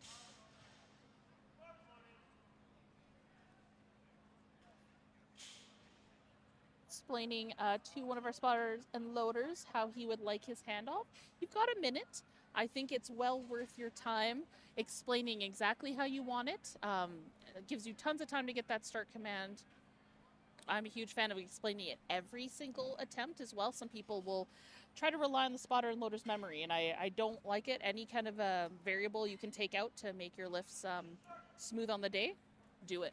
Yeah, I have a question for you. I don't actually know the answer to this. I'm just noticing neither lifter's wearing wrist wraps, but our lifter on platform 2 is wearing an Apple Watch. Are you allowed to wear watches on the platform? You sure can. You can wear jewelry on the platform. It's up to you. I personally don't like it because I like my wrist straps. And I hate wearing my watch and my wrist straps at the same time when I train. Yeah, it just feels like a sausage casing. No, 100%. It's something that's never even crossed my mind because it would interfere with my wraps, but that's good to know. Yeah, you see a little bit more, even at nationals, I'll see people wear their watch instead of wrist straps. And you know what? It's up to you. If you're not feeling that wrist strap, don't wear it. It's not required. Janet gets that nice and easy. And so does Paul.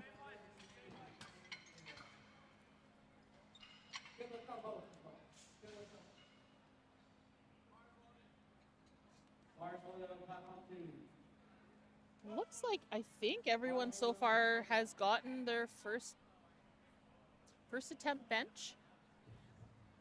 And moving into seconds.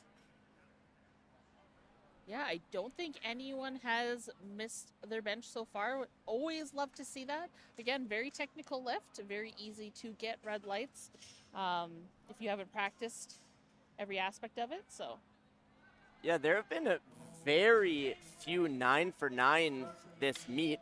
The last session, I think we might have only had 2 lifters go 9 for 9. and I mean, it's not a requirement to win or anything like that. But again, it adds those precious kilos to your total that if you are vying for a podium spot and you're in a bit of a battle, every kilo counts. I've done, yeah, I think we were saying I've done about 16 meets. Haven't lifted for a while, but it took me 5 or 6 to get my first 9 for 9. And then after that, I figured it out and generally went 8 for 9 or 9 for 9 after that.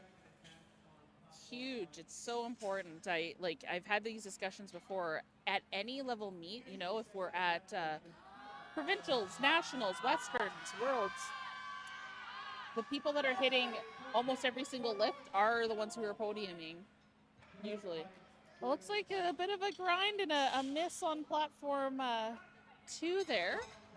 Maybe a little too heavy. A red card, a yellow, maybe a butt lift or a foot lift. Yeah, I didn't see that one on platform 1. I know some people sometimes tap their feet when they train at home, and you can't do that when you're benching. Something that we sometimes see at local meets, because it does vary federation to federation, is lifting the head up on the bench press as well. It's got to stay planted.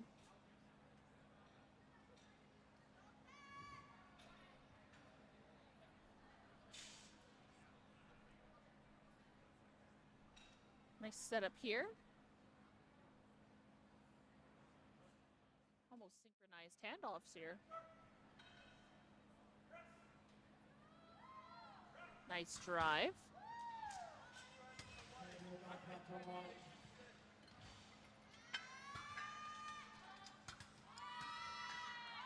A little bit of a struggle, a little sticking point there, but you get it. Just needs to be a little bit careful. Keep driving it out. You can't have any up and down of that bar with bench press in any of the lifts, honestly.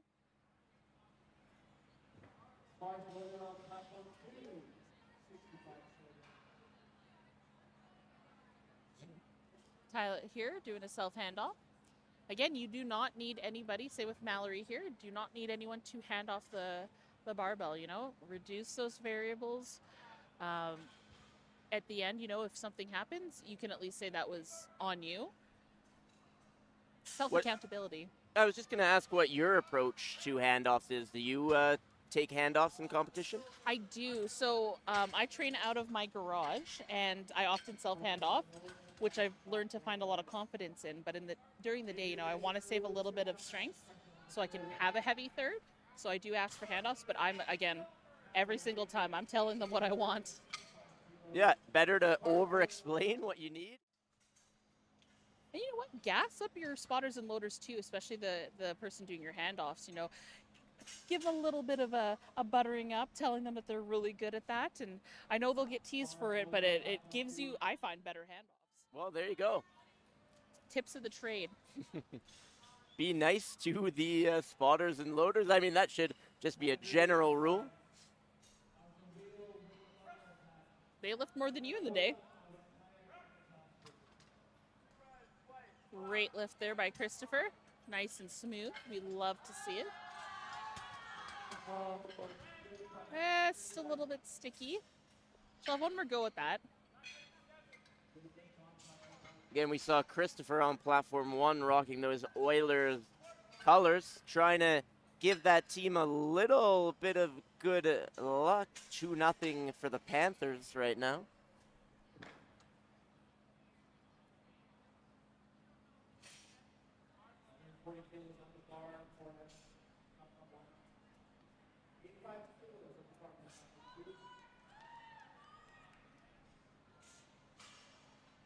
Nice big bench here with Marth. And Marth is also a competitive bodybuilder. Tough to do both. Makes sense training out of King's Fitness, considering that it's owned by Leo King, who is a world-level bodybuilder and a national-level powerlifter. Tough to do both. I couldn't do it. I like my food too much. No, I would not be able to be a bodybuilder, that's for sure. But Martha hits it. You know, she had a little bit of a sticking point there, but she stuck with it. It paused, but she didn't let it go down. She didn't let it dip and pressed right through it.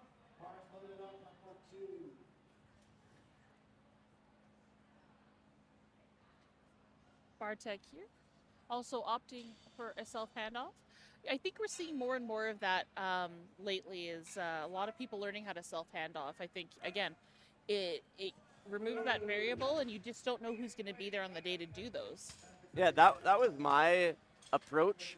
My first few meets, I would take handoffs. Sorry, I was just pausing to see that grind. My first few meets, I would take handoffs, but as I train more and more, I just like the consistency of knowing the self handoff myself, knowing what I'm going to get.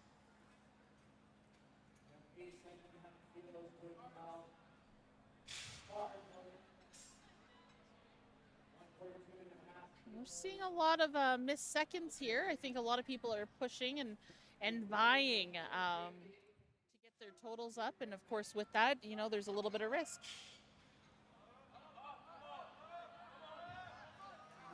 Ooh, just a little heavy.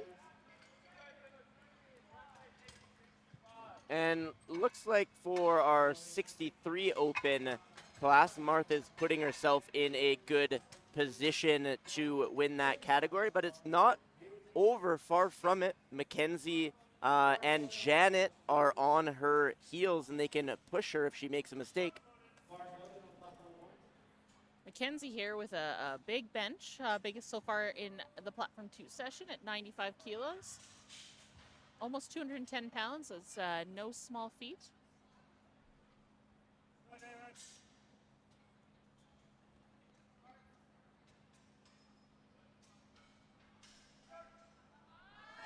Oh, just a little heavy. She needed that one. Martha's going to be happy to know that her lead is secure for the moment.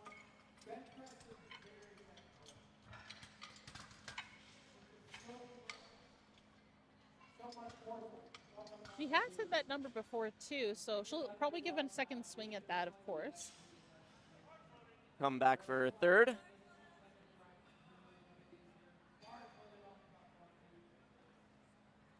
Andrew coming out, 150 kilos. Giving the bench just a little bit of a wipe. I suspect someone might have requested that.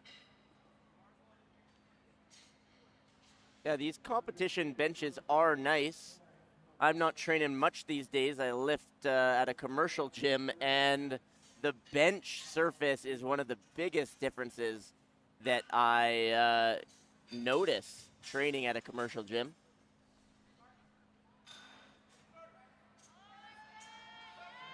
Oh, It just kind of got out of her grip and flew backwards a little bit. It happens, you know.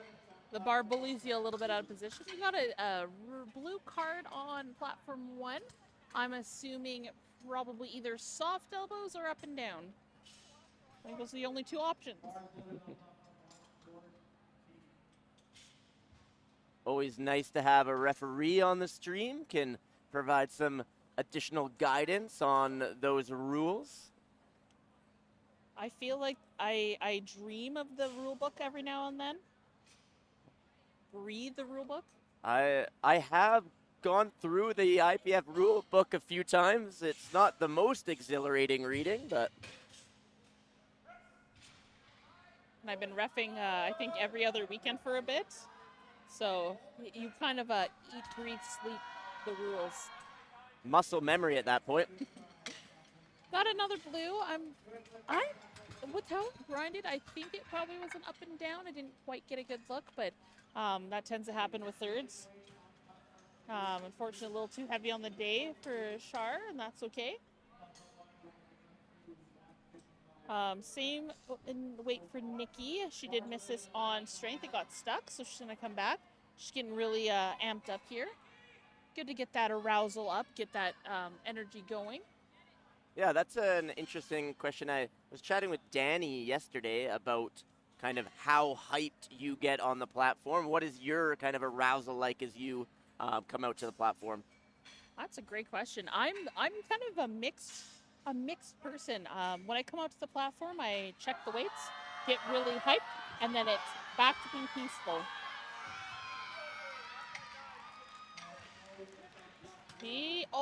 Just a little bit of up and down, but she got it that time. And then yellow, so something must have lifted. I'm assuming a butt, because the head ref didn't see on platform 1 there. But I think a lot of people think you always have to be super hyped for your lifts, and I think if that doesn't work for you, don't do it. Yeah. I personally have never really shown much emotion on the platform. I kind of am a very internal lifter. I have the self-talk going on in the head, but I don't really show much externally. That's kind of nice, though. I think sometimes being introspective as a powerlifter is a very powerful resource. There's definitely not just one powerlifter. There's a lot of different folks who compete in this sport. I think, it's something you can definitely take into other aspects of your life. Mm-hmm. Being able to hold yourself accountable for when things go sideways with your lifts. Being introspective, being able to moderate your adrenaline and your energy to when you need it most. All really hard things to do, very personal, but very important in this sport. Yeah, I couldn't agree more. Powerlifting, just making people better in all realms of life.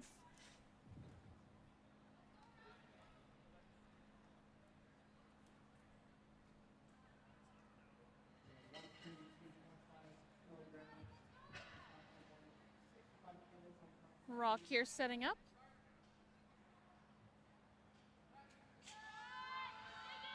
Drive from Janet here. She drove it, and got 2 to 1. That's all you need.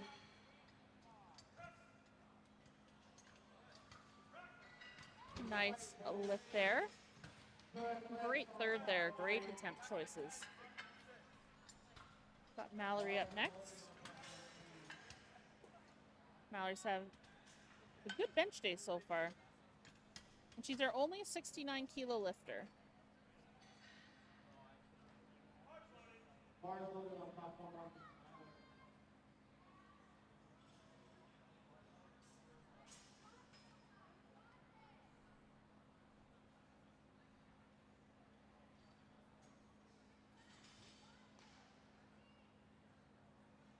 Tyler's gone up 7.5 here. Again, self handoff on both platforms right now.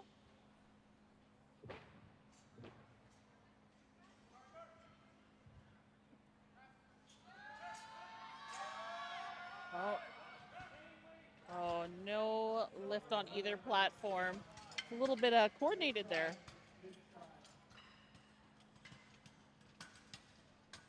Just a little heavier on the day, but I think, you know, another training cycle or two, and you've got that for sure.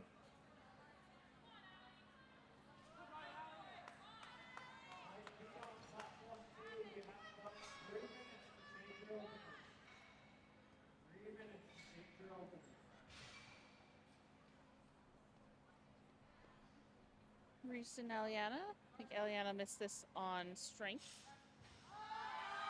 She's driving. She gets it. She looks excited. That's a good lift for her. Way to fight it out. Nice little pop up there.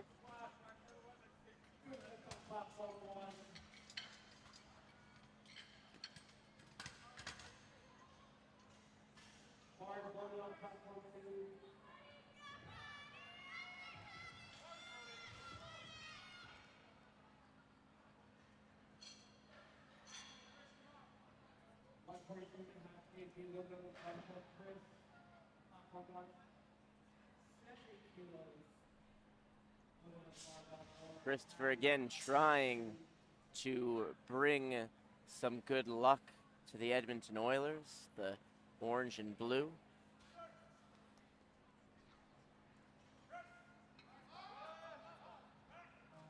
Just a little heavy on the day. Hopefully, hopefully McDavid is not as crushed as Chris was under that bench. Sorry, Chris.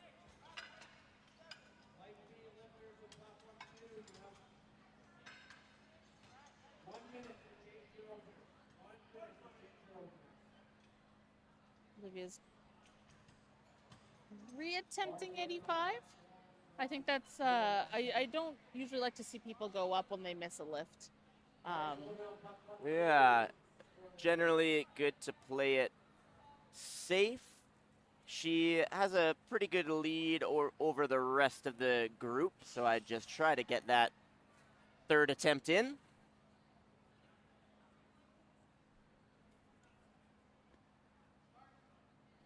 I think she is going to maybe try to get her national total. She has to hit 400 today.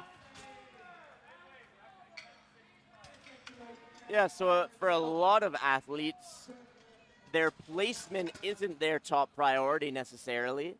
They might be looking for a regional or a national qualifying total. So sometimes we might be unsure on the surface why they're attempting certain numbers on each lift. But for a lot of these lifters, it's to get to a designated total that they need.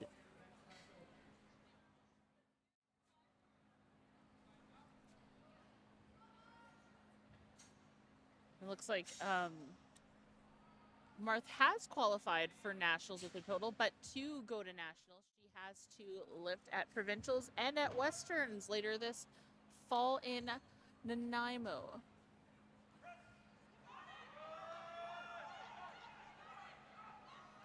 A little bit uneven for Evan there. It looked to me like maybe a spotter grabbed it too early on platform one. I'm not sure if it was called for or not. Just saw one side of the barbell kind of rise up before the other.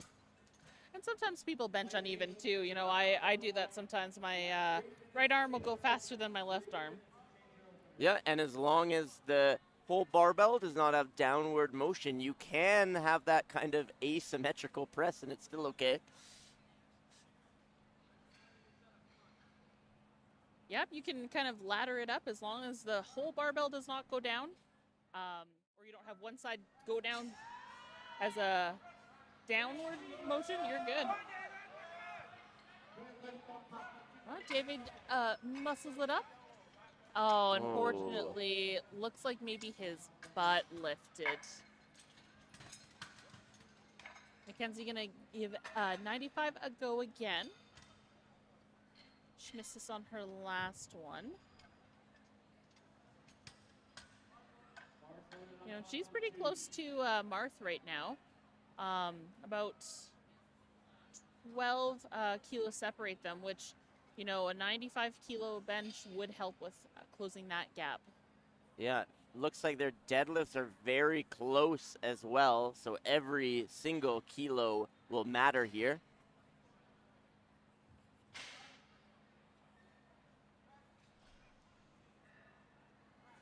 Looked like she might have predicted that press command, yeah. Yep. I actually have done that in competition when I know that it is right on the verge. I've only done it once, and it worked out. Me too. I pressed right as the head ref gave me the command, and I got the lift. I did that at North Americans last year, and the guy doing his exam heard, and no one else did, and the jury did not perceive what was going on, so I lucked out, but don't do it. Hey, there you go. Yeah, I wouldn't recommend that technique, but it can work.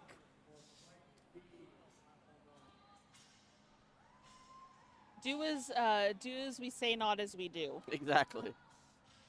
Flying right into flight B on platform 2.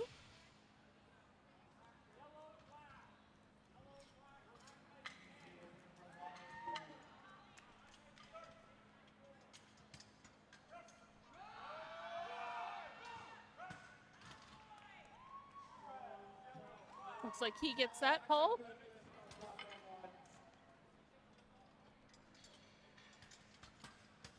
Morgan up next here.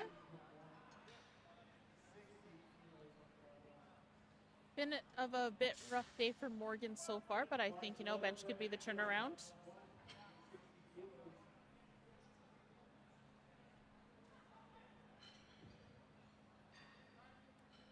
Very narrow grip on her bench press. I mean, and that's maybe what's comfortable for her, and certainly helps you get that bench depth. But, you know, some people don't really like having the bar have to go and travel that far. It does increase the range of motion, but I have a feeling that she learned her lesson from squats, and that opener flew, probably dropped it maybe from what she was initially planning.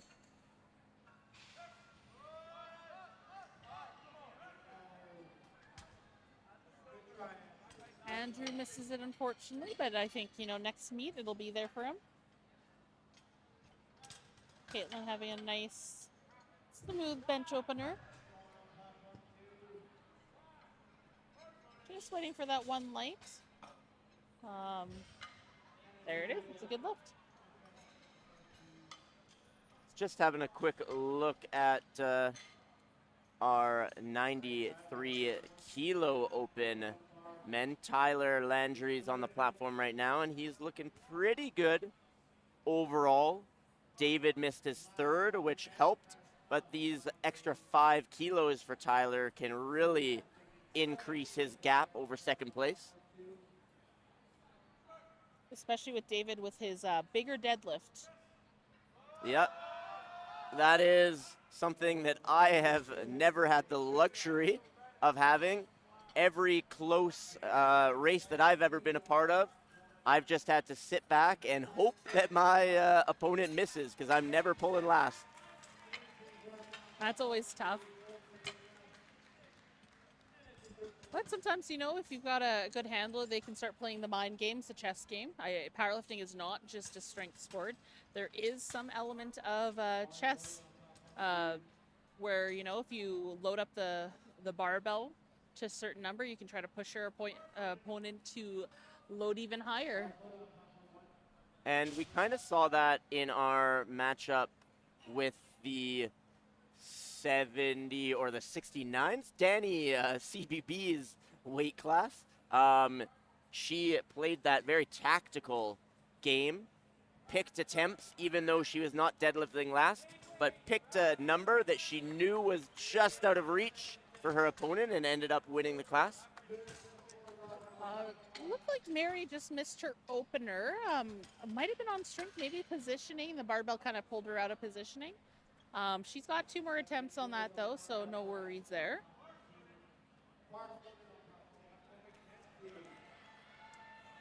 Ashley up next, you know, with her openers. Currently she's sitting forecasted first. She does have the bigger squat out of the group. So she can add some totals there. She can kind of maintain that lead. Easy opener for Mackenzie there.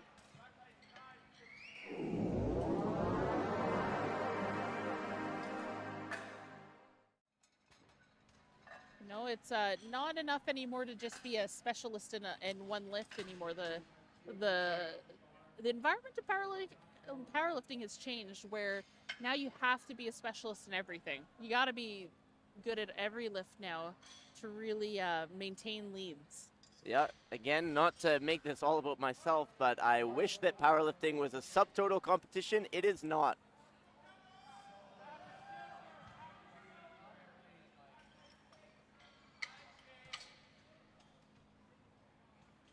Got Kevin here, Mr. Yuson. You know, if you're ever at a meet and Kevin is doing the announcing, you know he's got some fisherman friends on him.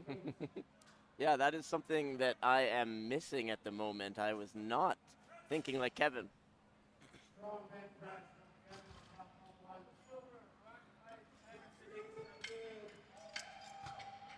Got Chelsea here.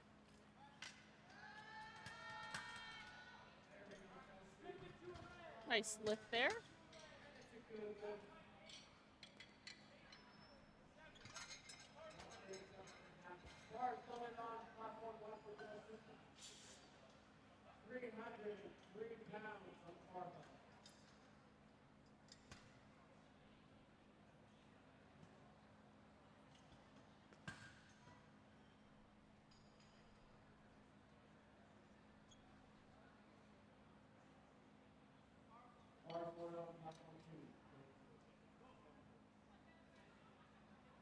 Got Justin here taking his time.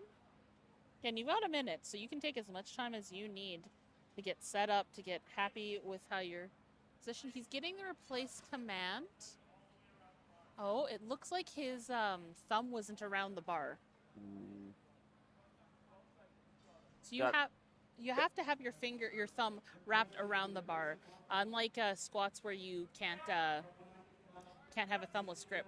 Yeah, and a lot of that is for the safety of the lifter as well.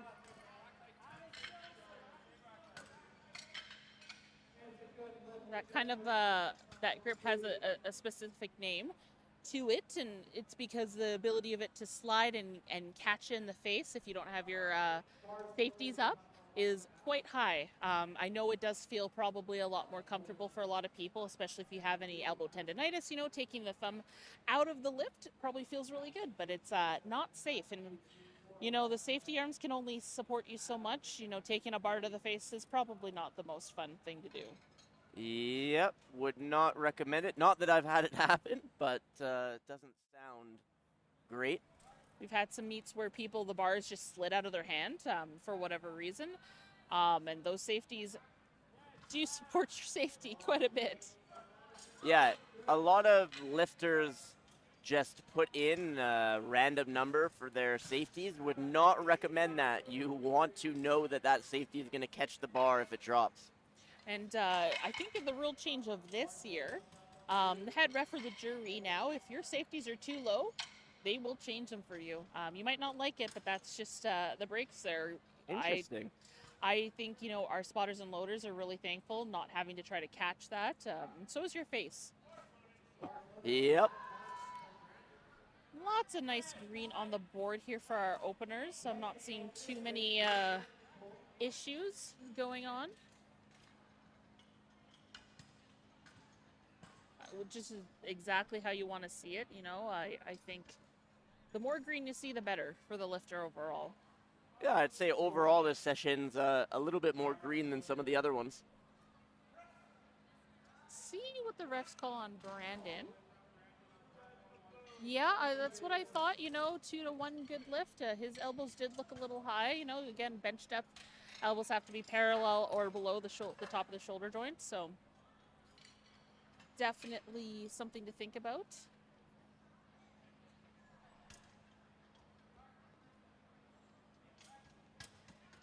Nice fast opener for Joanna. She's quick and fast on her lifts. Got Fanpreet coming up next here.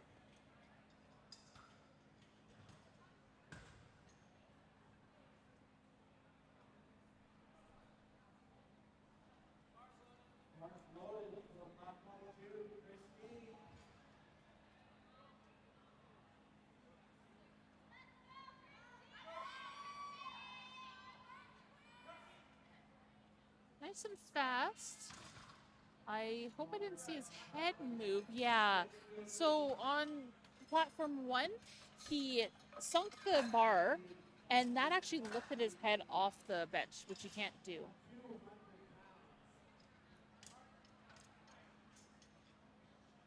I would say if, you know, he had had any more downward motion, it would have been a heave or like a sinking. Christine gets a good lift there.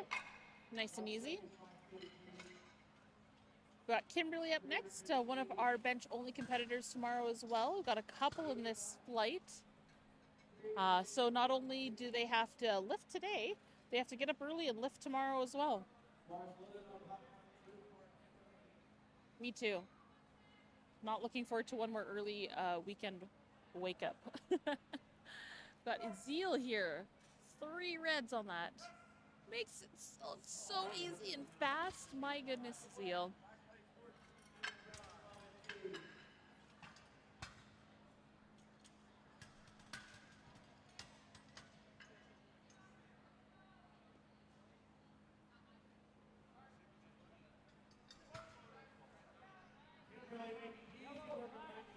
Super fast lift there for Kimberly.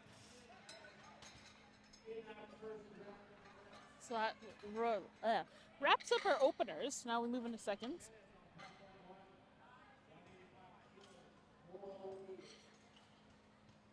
Kenneth here. Oh, a little shaky for an opener, but yeah, 2 to 1. It was maybe a little bit of up and down with that.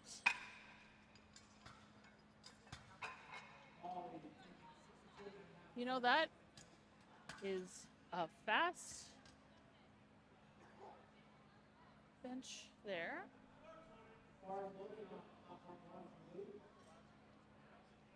You know, Kenneth, his last meet, that was his last bench. So we'll see if he has what he puts on next.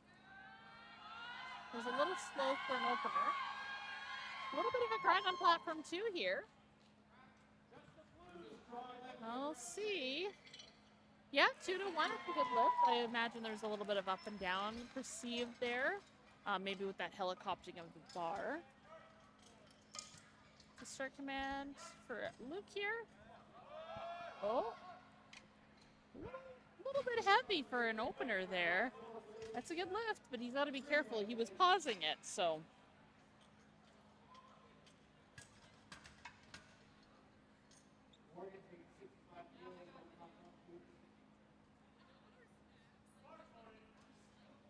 Anton, strong bencher.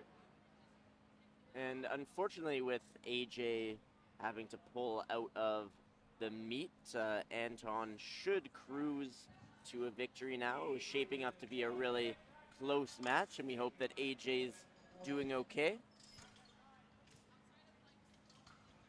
Yeah, never fun to see someone get injured in a competition. You know, I think when that squat kind of got in front of him, it kind of pulled his shoulder out of position, and I don't know if it pulled it even more out or what happened there, but we did see him in a sling. And wish him all the best in his recovery, and hopefully it's not too long until he's back on that platform again. Yep, let's hope. On platform 2, we've got Caitlin. One thing that's changed from when I first started powerlifting is you can no longer set up with your feet on the bench. So you'll see a lot of lifters kind of using the floor or using maybe like the weight of their legs to try to get them into a position. Caitlin, good lift there. She kept with it. I was watching Caitlin's handler there, Henry. His face let me know that he wasn't expecting it to move quite like that, was expecting it to be a little bit faster, but we'll see what they do for their third.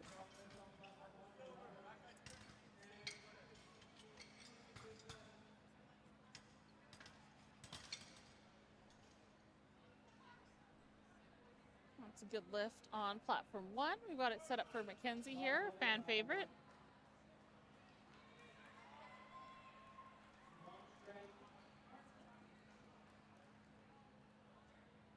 Let's see how this moves for Mary. Oh no. She's got one more attempt at that weight. She needs to get her third attempt there.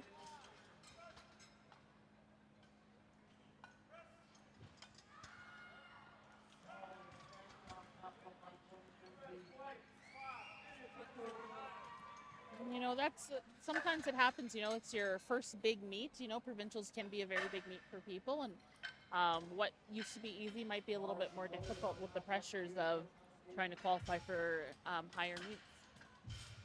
Yeah, it's a little bit different than a local meet. Got Mr. Yuson here, 140.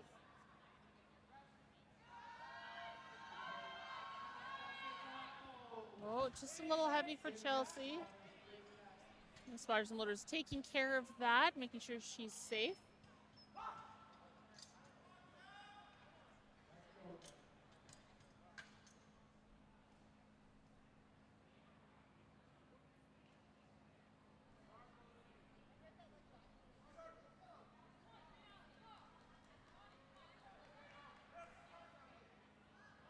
A little slow, but still good.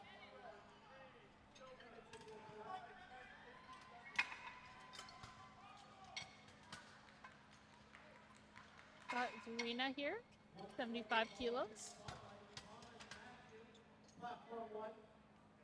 This would be a PR for her. That's a nice PR. 5 kilos on your bench is no small feat. Yep, bench, every single jump means the world. Squat and deadlift, you can generally get away with some larger jumps between attempts.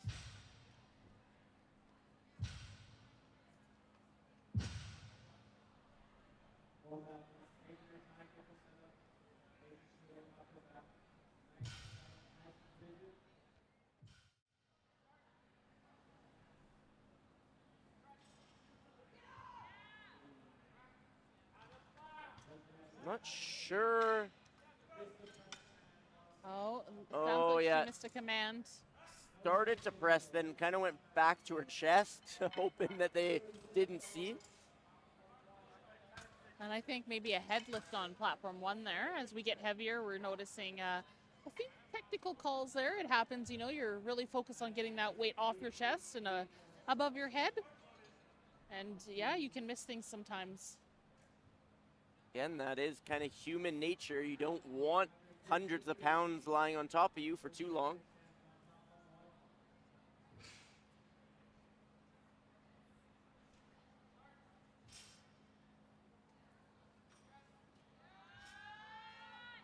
Slow, but she keeps with it. And Madison hits that 80 kilos. She's happy about that. Oh, I'm not sure if you could hear that on the stream, but that was a very loud cry, a happy cry. A victory scream, maybe? Victory scream.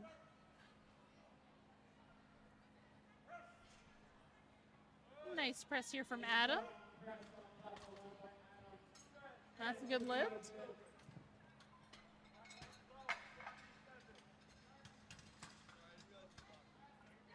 Interesting to see what the call will be on platform 2. Looked like a good lift. Is a good lift. Sometimes from where we're sitting, it does look like some of the elbows are a little bit high. So always look to the referee, see what they think. Yeah, I feel like when the elbow depth rule was first introduced, we were seeing it get called all over the place. And some of it might be lifters adjusting, but also I don't think that we're maybe looking at it as closely as we were the first couple of meets. It's tough to say. I would say, you know, just my own experience, we got more clarification on it. and a lot of people adjusted, and now it's easier to kind of call it. I think too, you gotta be careful because sometimes people tuck their elbows, so it is still depth, but visually from the head, it's not. It doesn't look like depth. So you do learn with some experience, like what's depth, what isn't, and when to call it. Yeah, and I mean, we see the same thing with different squatters. Depending on how they're built exactly, they might be hitting depth and it doesn't look like it. It's just things that you need to be aware of. I always say film your lifts and watch them over, and don't be afraid to tear it apart a little bit. I think, we get excited we just lifted something heavy, but, being a little critical and holding yourself accountable to hitting those technical lifts is huge. Yeah, we see that on squat a lot. People maybe not being honest with themselves about their depth. Yeah, and looks like, again, Justanpreet's head might have come up. I think, when he dropped that bench on his chest, it is like almost forcing his head out of position. So something to watch out for. It sounds like the head ref's catching it, the sides aren't, which can make sense. You're sitting in a side rep, you might not be able to see it as well, but something to be careful for. If you go up to like international meets, that jury can rewatch and overturn your lift. So a lot of these lifters who are building into maybe an international meet in the future need to be careful on their technique for sure. Yeah, the level of scrutiny as you move up each level just gets more and more intense. Gotta keep yourself accountable, that's for sure. With this second bench on platform 1, he is, I believe, moving himself to 100 good lift points overall, just based on his opening deadlift. So we'll see what the potential is.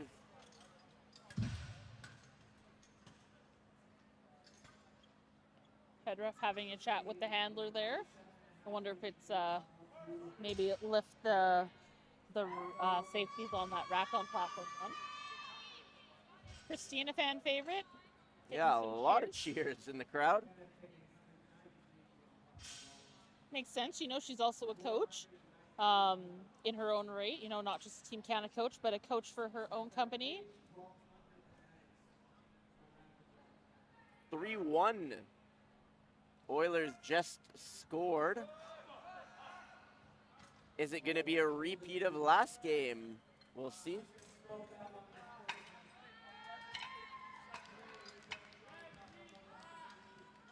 Knowing the Oilers, they warm up real fast in the third, and I think if we see overtime, I would not be surprised. Overtime seems to be our favorite word in Edmonton.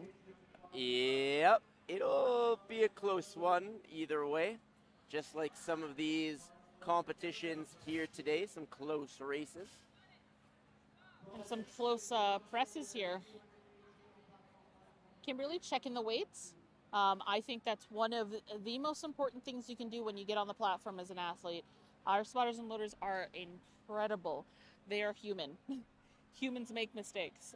So I always say check your weights, and then you don't have to do another relift. Yep, I have competed almost exclusively in the CPU, where we use the same barbell for every lift. But I did do one meet in the CPL, and they use a squat bar, and I incorrectly thought that the wrong weight was loaded on the bar. It was the correct weight, but the bar in that federation is just a little bit heavier, so my bad. That would be jarring. Yeah. Yeah. I think I've accidentally squatted with a squat bar before. Scared the bejeebers out of me. Not a fan. Thankfully, we use the same barbell, unless you're youth. Youth is where you can use a different weighted barbell.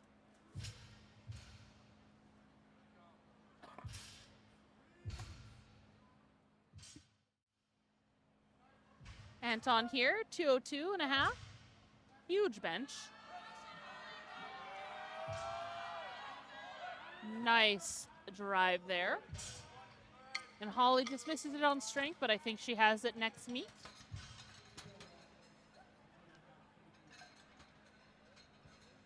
You know, these are our last benches of the evening here.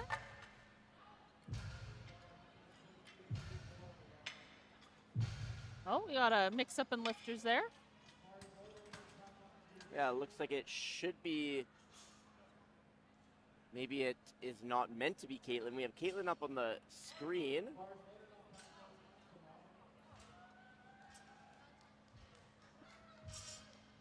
I don't know if she's timing out or not, you know.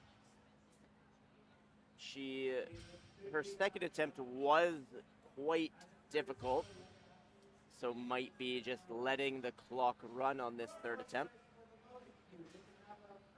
Yeah, it sounds like she is timing out, you know, as a courtesy to other lifters. Depends. Sometimes you want to scratch. If you're not planning to come out, some lifters will scratch their third attempts and make it a little more spicy for the other lifters. Yeah, it depends on the situation. If you have a smaller flight, definitely courtesy to let the clock run out and allow your competitors to recover fully. And it'll be interesting to see because a lot of the women lifting tonight are also doing bench only. So are they saving it for tomorrow? Who knows? Mary needs this to stay in the competition. She can still do her deadlift. She just won't be able to register a total if she misses that. We hope she gets it. Mackenzie grinding through and getting that last bench.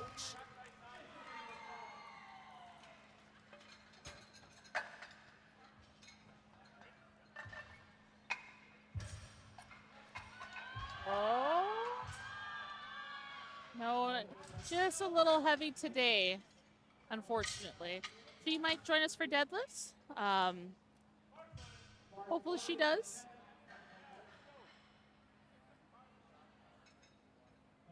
Have you ever bombed out of a competition? I've only bombed out once. I had a nice cowboy moment. I threw myself into a low-cut collar bench shirt and decided to see if I could break the Canadian record at the time, which was 170. I got a press command. I pressed and I blacked out, so I bombed out. Ooh. But my first nationals, I went, I think, 3 for 9. Hey! Terrifying. Try to do a water cut. One Flew to Quebec. in each. Yep. Not one of my finest moments, for sure. Just a little heavy for Kevin today. He's got that next time. Have you ever bombed out of a meet? I have not ever bombed out of a meet. 16 for 16. I think the lowest I've ever had was 5 for 9. That's actually really amazing. I am what they call a sandbagger. And if you've never heard of a sandbagger before, that's someone who doesn't meet their strength potential on that day. And you know what? That is completely fine as well. We all joke about it a little bit, but sometimes playing it safe is not a bad thing long term. Yeah, never had a major injury in over a decade of competitive powerlifting, so not terrible. I'd say that makes you a unicorn. Oh, unfortunately, we've got something lifted, I think, and something went up and down. But I think, you know, she's got that next time for sure.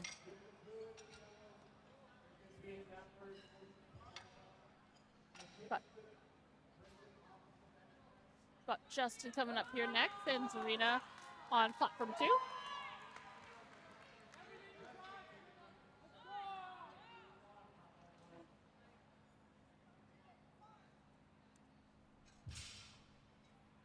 Oh, 4-1 Florida in the hockey game. Not a fan. You know, the joke about no rats in Alberta still stands. Unfortunately, just a little too heavy for Zarina today, but you know what? Her bench is moving today, so I'm sure she's got that next time. Justin taking his time to get set up.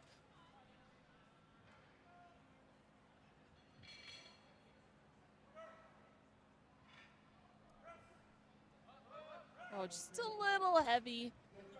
And it's kind of a pattern we've been seeing, you know, these people are really pushing their seconds and thirds to get every single kilo squeezed out of their chest. And I guess the nice thing about bench press is if you miss a lift, normally the jumps aren't quite as big as if you miss a squat or a deadlift. Yeah, it looks like Emily had a long press command there. I think the bar might have been moving a little bit, and the head ref didn't want to give it until it was motionless, which it has to be. So I think she's got that next time. Madison here.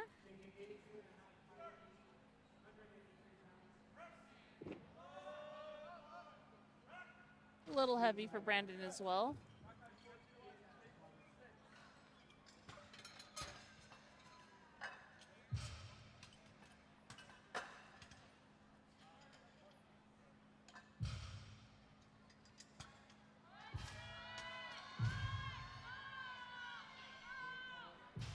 Not many made thirds in this round.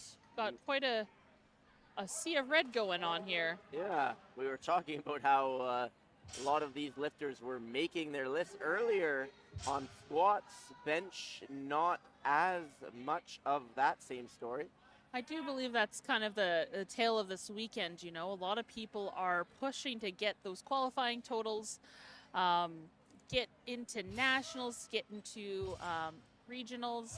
I know that Commonwealths is next year, so a lot of people want a shot at on a place on Team Canada. So lots riding on getting your provincial numbers up.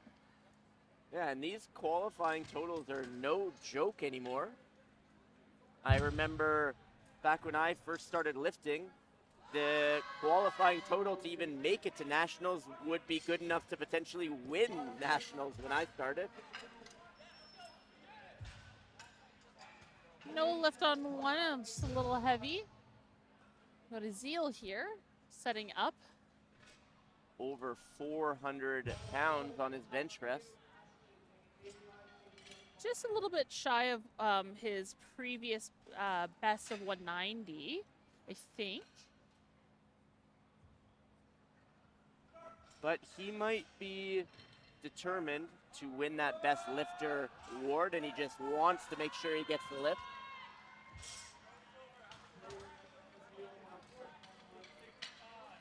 Ashley nails her third.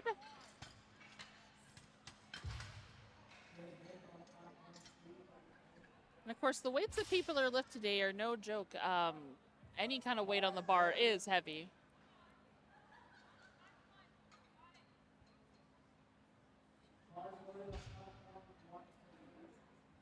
Kenneth here. He's giving 190 another try here. We got a question in the chat. What do they have in the back room in order to warm up them before the lift? Well, in the back we've got, I think, about 8 warm-up platforms. That includes a barbell, a rack, all the weights, as well as some athletes like to bring in their own equipment. So they might bring bands, they might bring any kind of foam rollers. But they do follow a procedure laid out by their coach to warm up, you know, your incremental weights on the bar. Joanna here, 97 and a half.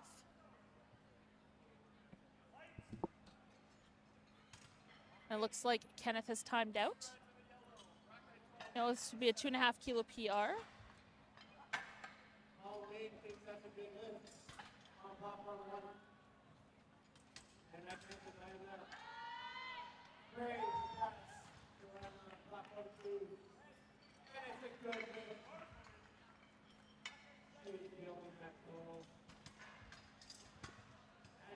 Christine, or our second last woman of the day, lifting for bench here. We've got Anton on the other platform.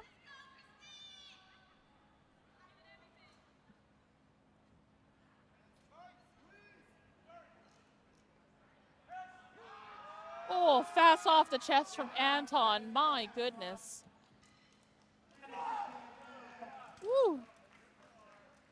Speedy. Just a quick update on that race for best male lifter. Looks like Azil will need an 867 and a half total. We'll see if he can pull that out on deadlifts.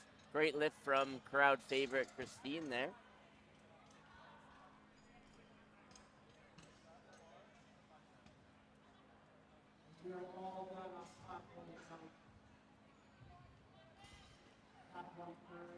Platform 1 is getting ready for deadlifts as we finish up on platform 2. We will take another quick break after bench press before we start on our deadlifts. We'll have another instructional video courtesy of Clean Strength Media.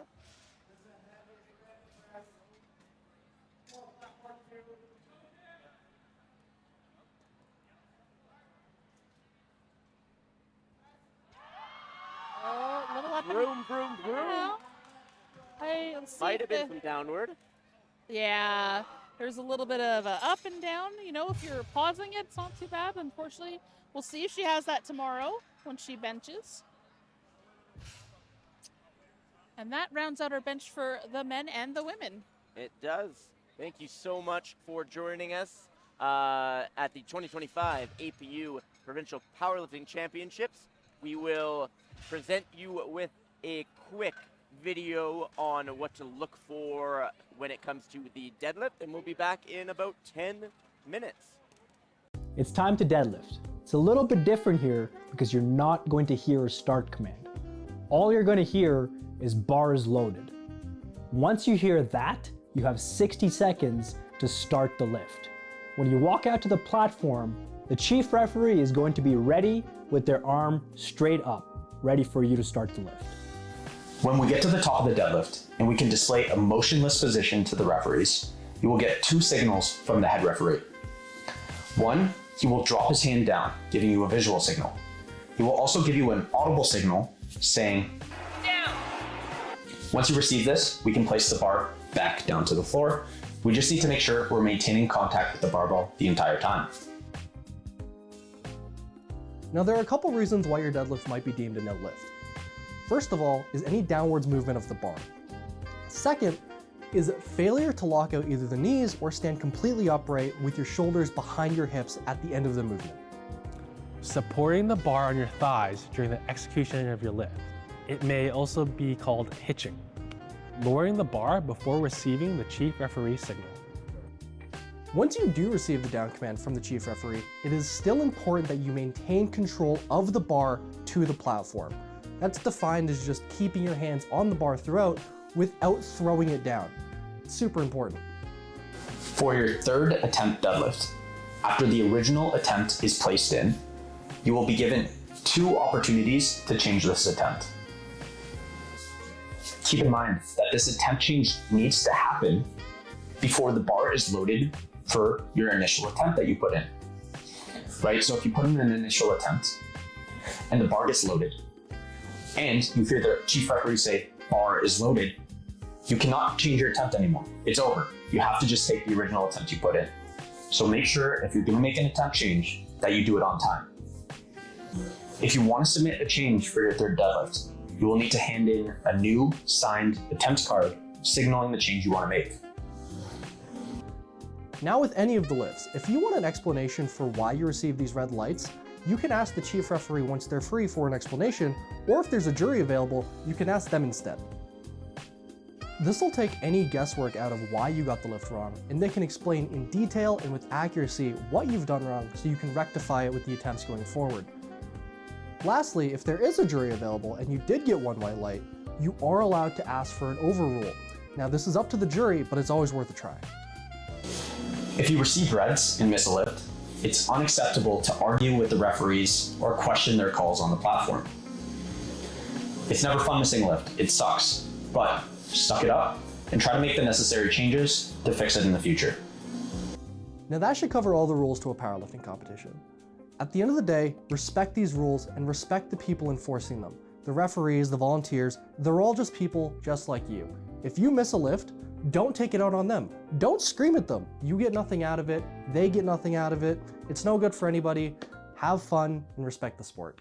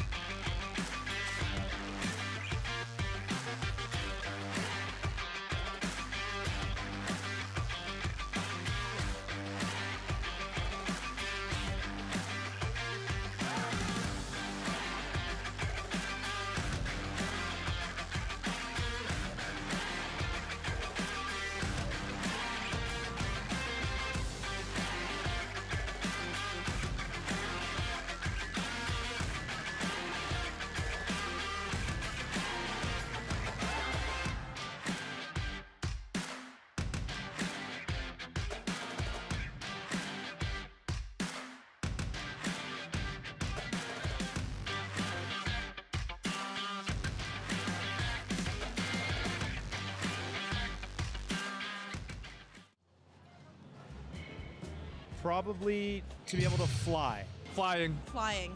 Have the superpower to fly. Because traveling is expensive. And do I get paid a lot? Teleportation. That way I can teleport to the nearest Popeyes and get some chicken. Hi. To eat everything and not get fat. Hell yeah. Hell yeah. Double down, double down. I get chirped about my hair 300 times a week. And there has been times I wish I could just, I had dreams, I had a nice hairline. Invisibility. Be able to speak every language in the world. It would be time control so I can go home and get a good night's rest. Super speed. I'll be super fast. It'd be weird if I say stop time and super speed. I heard if you say those two combinations, people don't trust you. There you go. To be able to lift up anything. We're power lifters. Easy. I need that total to go up. Deadlifting 400 kilograms. Just 400? Any superpower? 401 kilograms. Yeah. And welcome back to the 2025 APU Powerlifting Provincial Championships. We are getting ready to start our deadlifts, which will be our last deadlifts of the competition, given that tomorrow is bench only. And one of our commentators is actually being called to the platform. She's a national level referee and is needed to observe some attempts, or we might just be a ref short at the moment. I think we're missing a ref after this break. Regardless, we have Reese here with a solid opening attempt. Platform 2 is going to be rolling here in about 1 minute.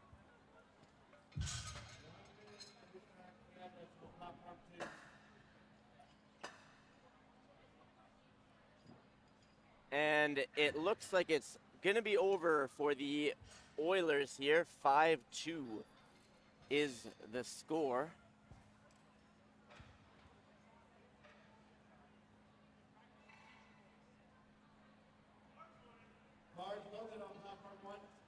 We got Andrew on platform 1. Platform 2 is almost ready to get rolling as well.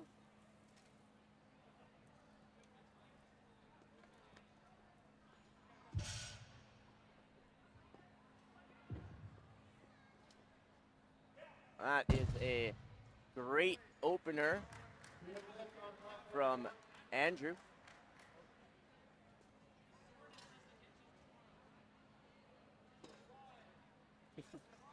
Looks like our commentator is returning after briefly serving as a referee for this session on Platform 1. You know how it is. You know, powerlifting is a volunteer sport, and the more you can volunteer and be multi-talented, the better it is for the sport overall. Well, there you go. Thank you for your service.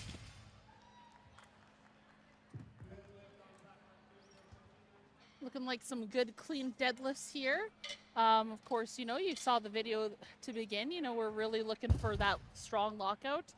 I think with how the weights are, it's so easy to maybe miss on lockout, you know? The weights are heavy, they're trying to pull you forward, and you need to get those shoulders back and your hips locked out.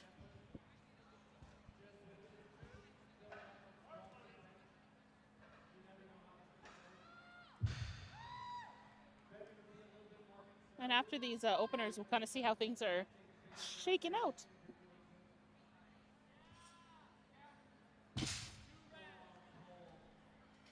Yeah, deadlifts are, for most people, the heaviest lift of the day, unless you are a squat specialist or a very, very strong bench specialist. Or you're inequipped. Or you're inequipped. Yeah, that is also true.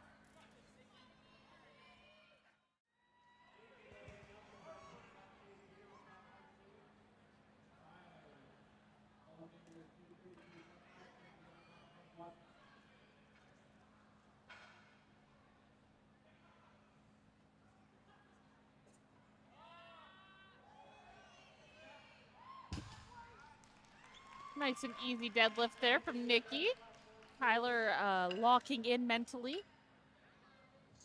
Nice and easy deadlift for him to open.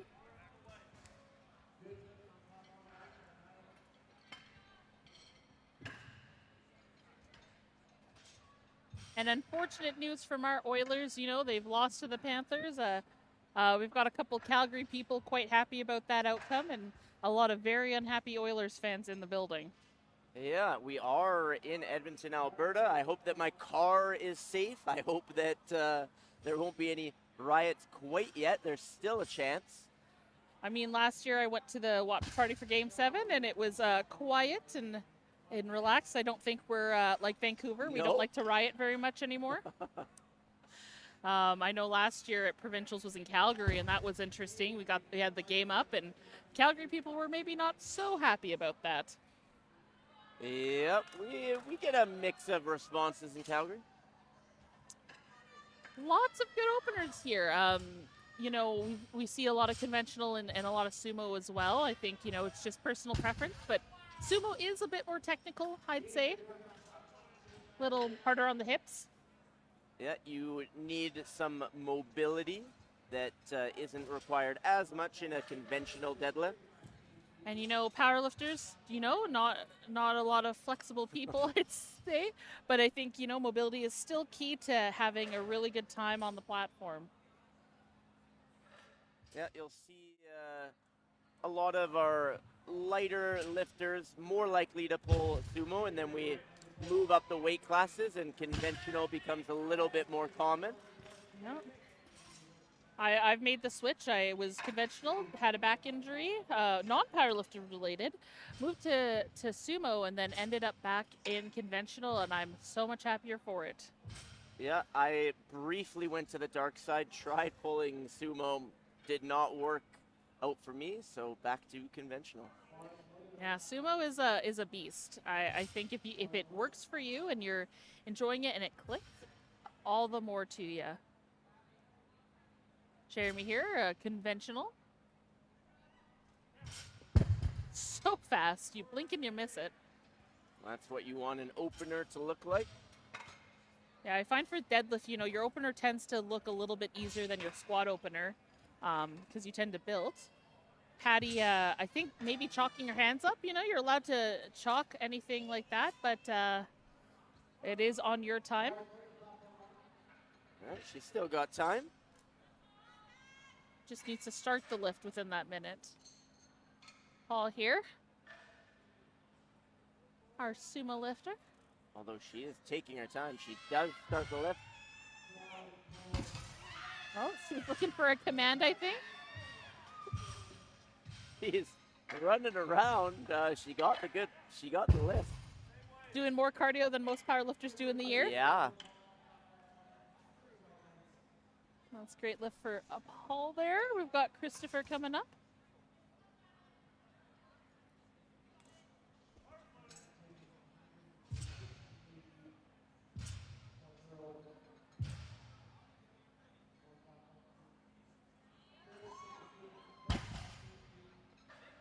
And that's a good lift for Janet there. A little bit of a wide conventional, you know? Hands are on the outside of his legs. Looks similar to what we see in strongman a lot of the time, that wider stance. And I'm not too sure if he does strongman or not, but that would explain it. I actually just went to my first strongman competition last weekend. Pretty cool. So yeah, strongman is a very cool sport. Nice pull for Mackenzie there. We've got David here coming up. And David got a huge deadlift. Last competition was over 300 kilos. That is a good pull, but yeah, a little bit away from 300. And you don't know, some people are coming off a break from powerlifting. Some people might be injured or cut weight classes. You never know. Yeah, there's a lot of stuff at play. I think we've just seen beautiful white lights every lift that I've seen so far.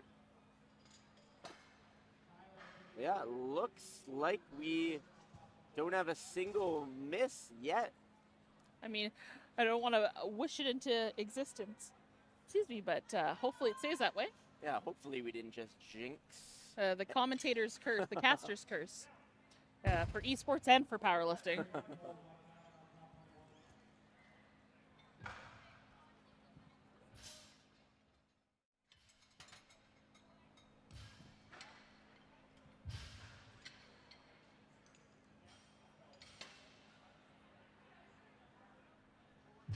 Getting nice and stacked there. Ooh, I love the box socks that Mart's wearing. I also own those socks too. Yeah, there's a few opportunities to accessorize in powerlifting. A lot of lifters you'll see with their matching attire, picking a color and going with that.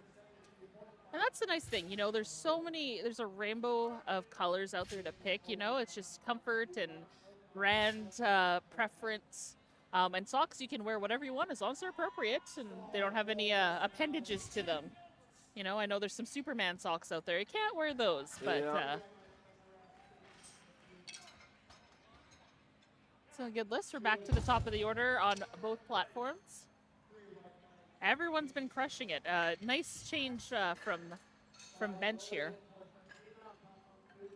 Yeah, opening deadlifts, I find that most people are able to pull them successfully, but then as we have bigger and bigger jumps on the second and third, that's when things tend to get dicey. Big fight for Shartina there. I wonder if she was trying to cut down.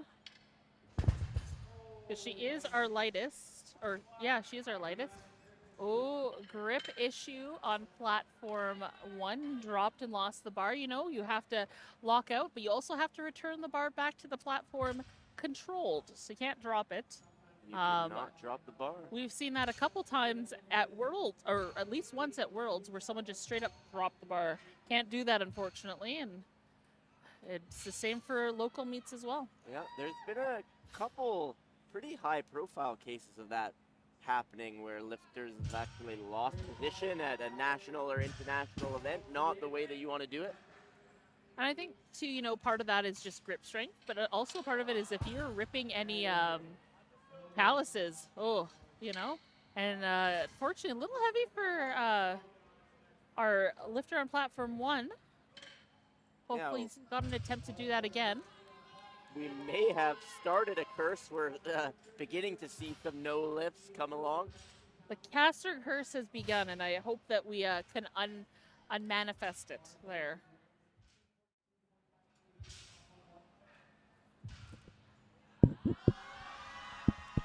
Good grind there for Nikki, but she holds on to it, keeps it pulling, keeps it moving. That's a good lift. He's happy about that. A good lift on platform 1.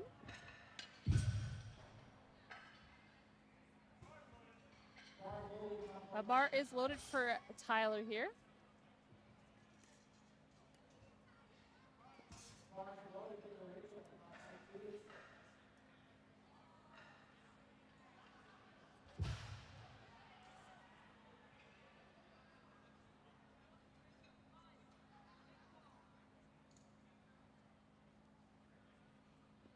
And I did actually run into Tyler at BCPA Provincials the other week. I think he was handling an athlete over there. Wow, it's a small community. Yeah, you know, myself and another referee were actually supporting them because they were a little short on national referees. Shout out to my BCPA folks out there. Always a pleasure visiting our neighbors. Yeah, referees and slotters and loaders and all of these folks helping out. That's how this sport thrives and stays alive. I know there's someone, I think, from Quebec here even handling an athlete, and just shows how interconnected Canada is. Nice lift there from Aliana. Oh, quite the process of setting up for Andrew on platform 1. Does good with that lift, though.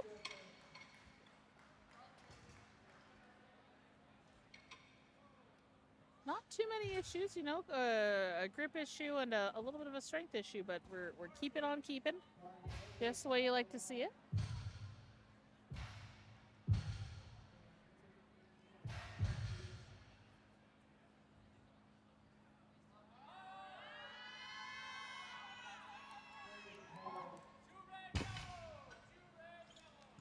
Nice easy lift from the mess there. Teague corkscrewing himself into position there for the pull.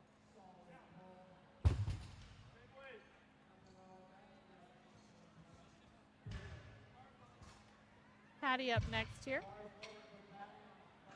And Bartek on the other side. I see that we've got a couple Bartek fans in the chat. You know, always feel free to shout out your favorite lifter in our chat. It gives them their energy to lift super heavy weights, and especially with deadlifts, you know, it's always good to have that little extra boost. You're a little exhausted. You've already been here since, I would say, about 3:30, maybe 3, maybe even before that. So it's a long day. Yep, but Patty is still running out on the platform. Has more energy than most of us today. She seems relieved.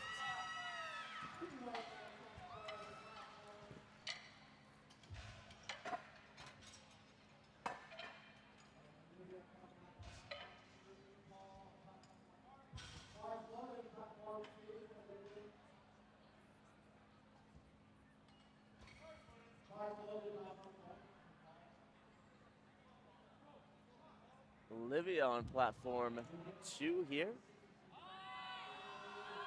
Ooh, a bit of a grind, but she's sticking with it. Locks it out.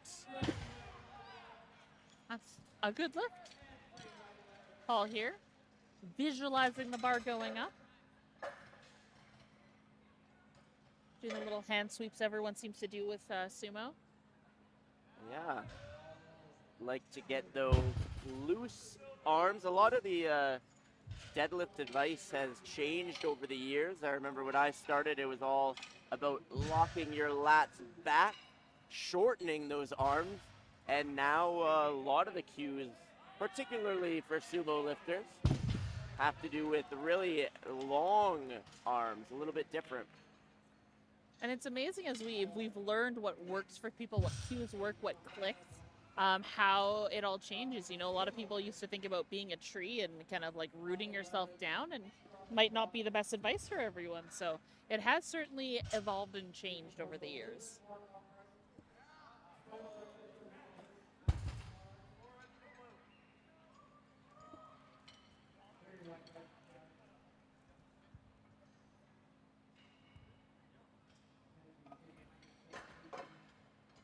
Amazing to see how much depth has been built into these weight classes too, because back when I started, you didn't see as heavy as lifts. Like, you'd see them, but it just wouldn't be this common. And I love to see the growth there. It really keeps a lot of lifters on their feet. Yeah. I mean, our local meets are what provincial meets used to be. Our provincials are what national meets used to be. The quality of lifting is getting pretty amazing. It's exponential, not incremental, that's for sure.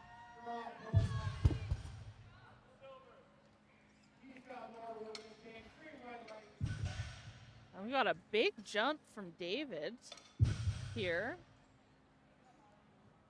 Well, we were talking about how he has lifted, I think, 300 or close Oh, to 307, I think it was. 307, Yeah. so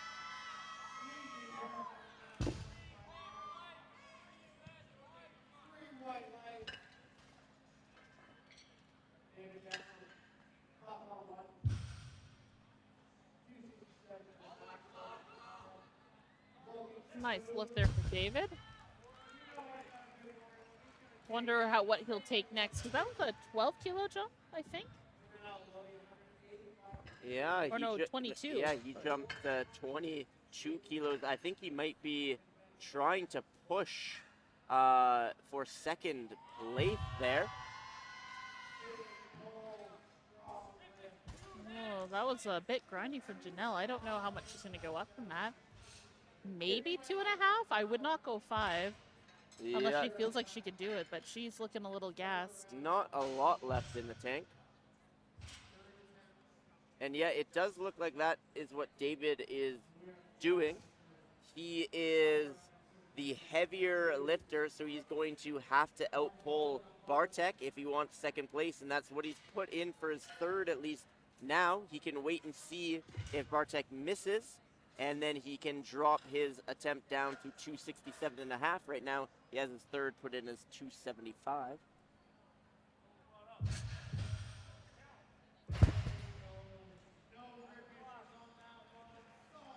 There we go. Yeah, it's chess, not checkers. I know a lot of people see strength sports as very brawn over brain, but I think you got to have a little bit of both. Yeah, I mean, for folks who have been listening to my commentary over the course of the weekend, that is one of my favorite parts of powerlifting, is crunching the numbers like the nerd that I am. Attempts, especially when it comes to deadlifts, is such an art form. And it's not just anyone that can handle, you know, it's someone who really can play that numbers game, who understands that lot numbers are also really important in this. The weight of the lifters is important. Everything is so important. Yeah, lot numbers is an interesting one because you get a little bit of an advantage depending on your lot number. It determines the order that you lift if you are lifting the same weight as someone else. It also determines the order that you get to weigh in. So sometimes it's nice to be at the very, I always seem to be the very last, and it really does play an advantage. It's won me some meets, it's lost me some meets, and not something to ignore, but you know, certainly it doesn't always play into the situations at hand at, say, provincials, right? No, definitely more of a thing at national and international meets, but sometimes at provincials it can play a factor.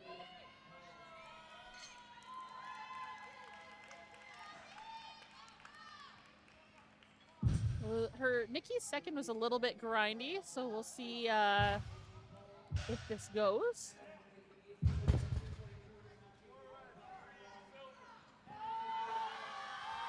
Oh, he's making it happen.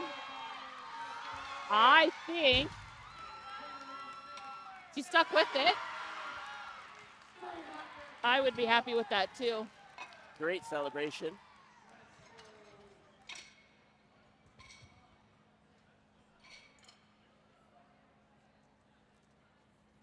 It's going to be really interesting too, because for the 63 women, it's pretty close between Mackenzie and Janet for second and third.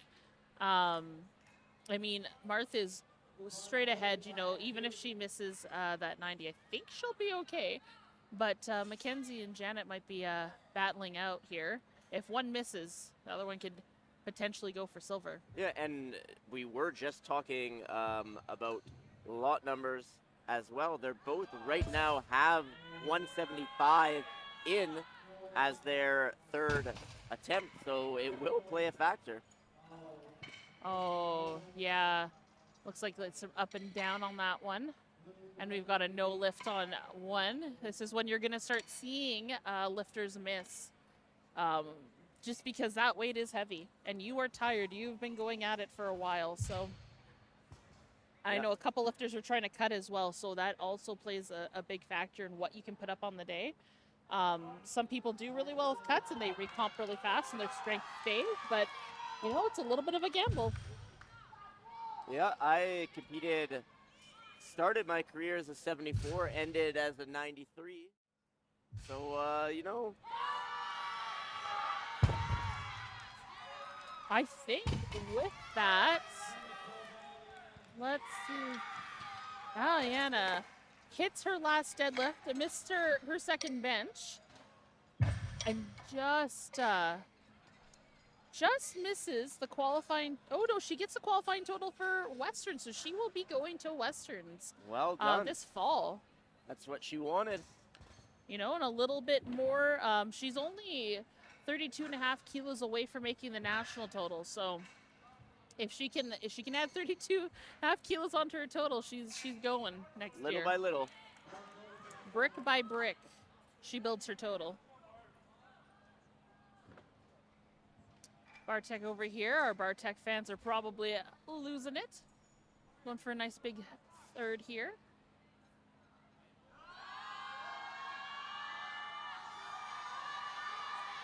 Peeps it pulling. Peeps driving it. I think she got it. Ah, she did. So we just had Bartek take his third attempt. He did make the lift, so David has to take 275 if he wants to move into second place. You know what? That's not a bad attempt choice either. You know, it's 7.5 kilos from his last attempt. That's lots of room, you know. Yeah, that might be right around where he wanted to be anyway. Bartek didn't push him any further.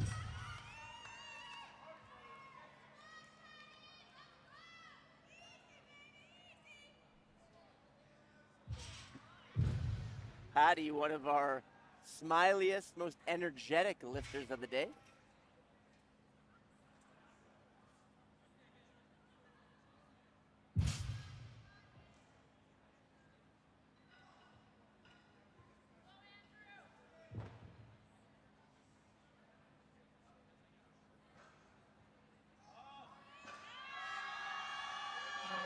Not today for Andrew, unfortunately. Oh, just a little heavy for Patricia, Patty as well. It's tough. A lot of weight to be trying to bully around, you know? But still a great day overall. Yeah, it can't be mad. You made it provincials. That's the first hurdle, right?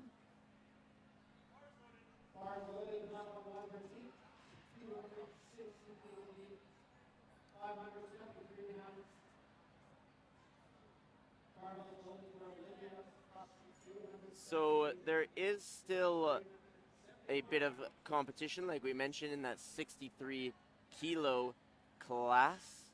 Olivia's up right now in the 76, but Janet will be following, and then Mackenzie.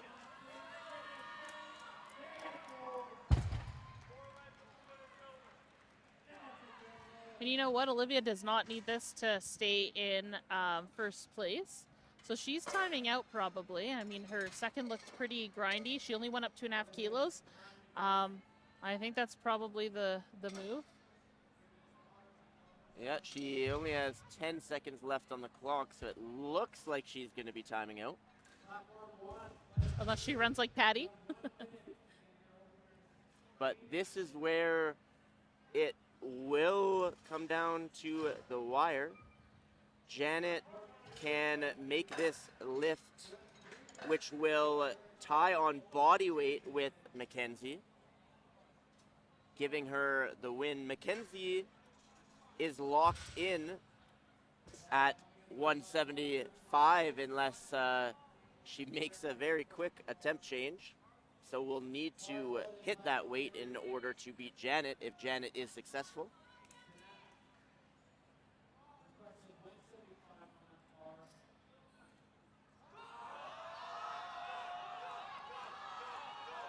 Oh, a little too heavy for Paul today.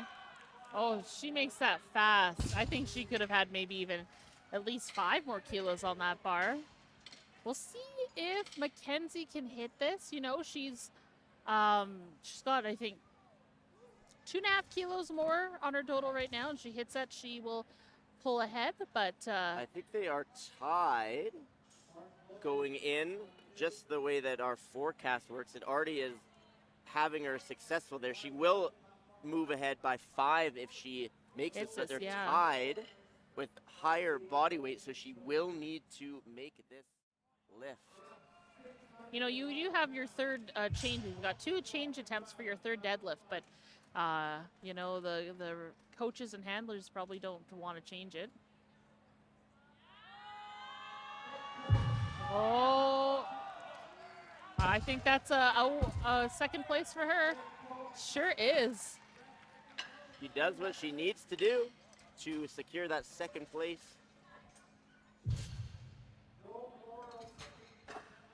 And our other battle on platform 1 with David, he needs this lift to move from 3rd to 2nd. Again, only 7.5 kilos from his second attempt. Definitely doable and well below his all-time best. And I know we definitely have some David fans in the chat too as well. Love to see the support.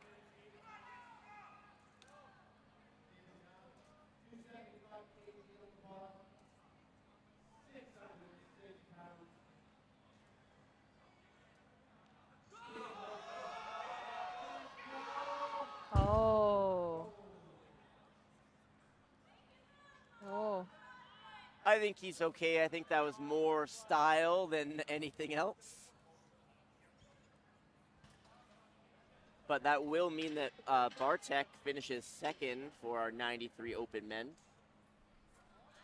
Marth lowered her 3rd from 190 to 185. I think that was the right move. I don't know if she'd have more than what she just pulled. No, but she is happy. An easy first place for Marth. And then our last lifter of this flight is Janelle, 195. I'm curious to see how this moves because 185 was a grind for sure. So I don't know if 10 was the move there, but we'll see. I'd love to be proven wrong. Yeah, it's a big jump.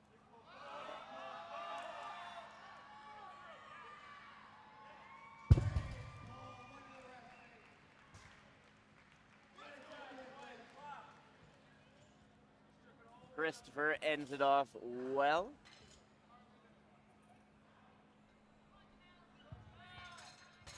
Here we have Janelle. Getting ready to lift.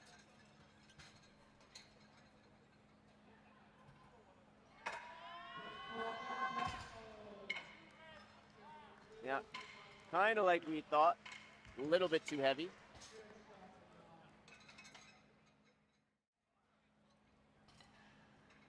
Just getting that scoreboard off the screen for you. The game is, in fact, very much over for the Oilers. They'll come back for game 6, I suppose.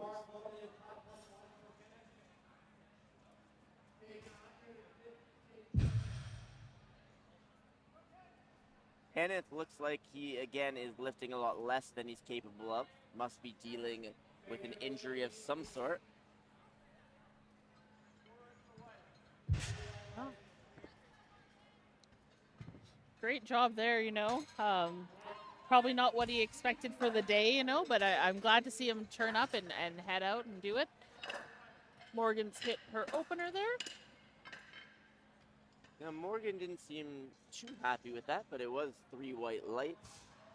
Yeah, I can imagine that the squat really still has gotten to her, and I do not blame her at all. I would also feel similarly. Yeah. A little bit of a grinder of an opener. Ooh. Interesting technique there. A little bit heavier than we would expect. Has missed a few lifts throughout the day.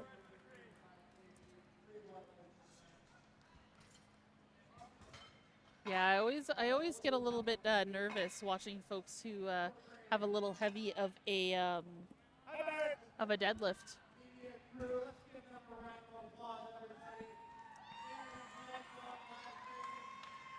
Curious to see if Joanna's deadlift is as fast as her bench and her squat. I think this opener will be pretty speedy. She is 6 for 6 so far. Yep. Yep.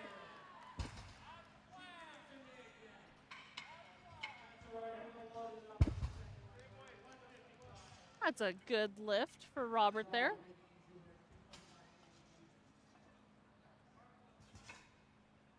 See, I get so scared when I squat fast because that bar is going to pull me out of position. So I'm like, anyone that can squat, bench, and deadlift fast, like, so much power to you. I can't do that. Yeah, I'm somewhere in the middle. I'm pretty controlled, but not as slow as some lifters. Everyone has their different style.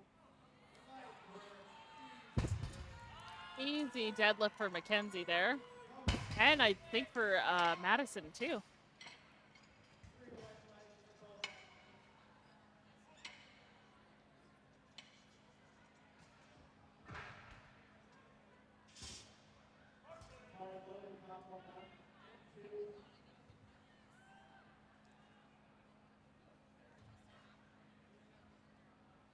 Miri getting ready on platform 2.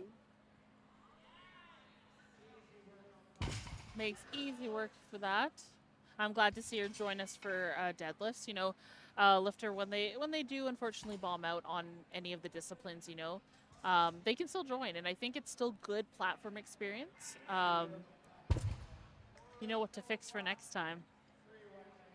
Yeah, it's easy to want to just head home, but it's normally a good idea if you can to finish the meet. It's easy to go home, but harder to stay with it, right?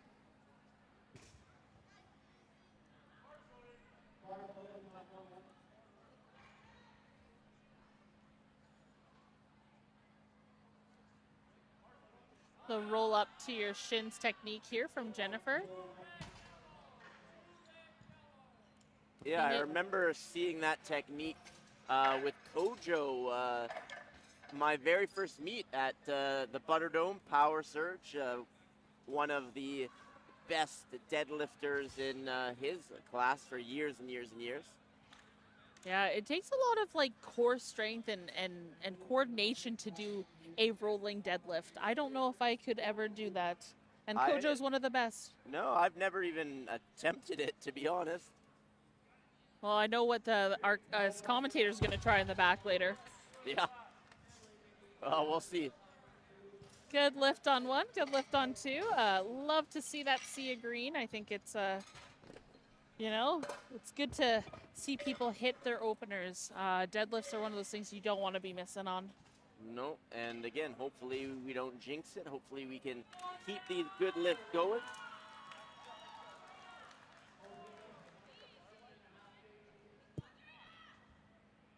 Yeah, very tight battle for placing in the 84 plus division. A lot of lifters have the potential even to make it on the podium from kind of 2 through 6. It's a pretty close race here, you know. If you miss a deadlift, your chances go down significantly. Yeah, there are quite a few women in the 84 plus that can push for a podium spot. It'll be interesting as we move on to second and third.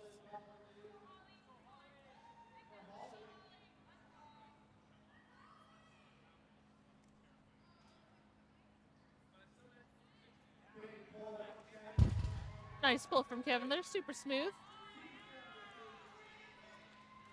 The crowd's shouting at Kevin that it was too easy. Collie also with a good lift. These platform crews are in a battle themselves, trying to see which platform finishes first. That's what I always like to do when it's a dual platform. I want to have my platform finish first. That's a victory for me.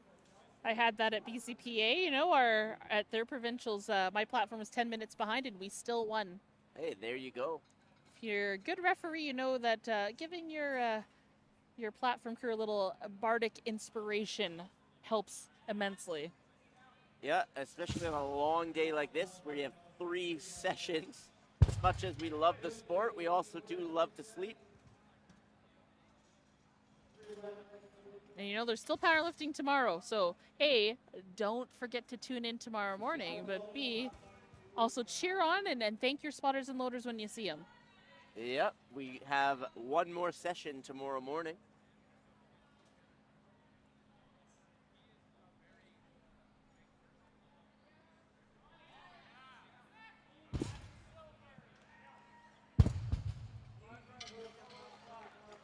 Very easy lift for Oh my Jasmine goodness. Creek. Got Anton, huge deadlifter. Yeah, Anton is just a huge human being. He's so tall. Rumor has it he's about 8 feet tall. Yeah. May be bulletproof. Friendly giant, though. I still think he's bulletproof. Yet to be tested. Hopefully never tested. Ooh, Ruth is great. She made that deadlift go vroom, vroom very fast. I wonder how much she's heard that. I think I am the first person to ever make that joke.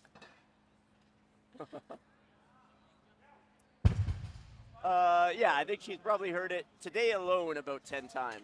Oh, probably, and probably 20 times tomorrow.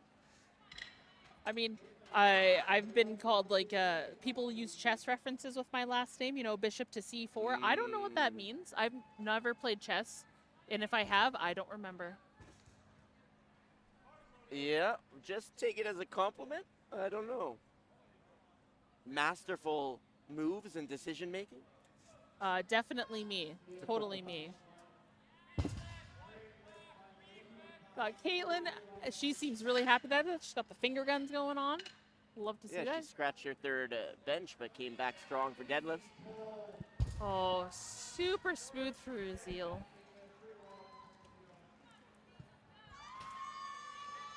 Raziel's got a big deadlift. You know, with meet directing, don't know if he'll be going for it today, but if he does, I would not be surprised. Christine opening up at 190. Nice big deadlift, one of our biggest deadlifts on that platform.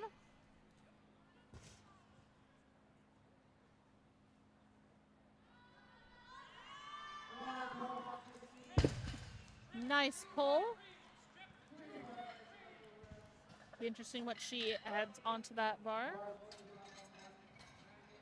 You know, the provincial deadlift record for the deadlift is 210. So there is a chance that she might go for that today. Brandon here with 245. Beltless. A little bit of more of a grind there. Interesting to see how much he goes up for that. Super nice and easy for Morgan there.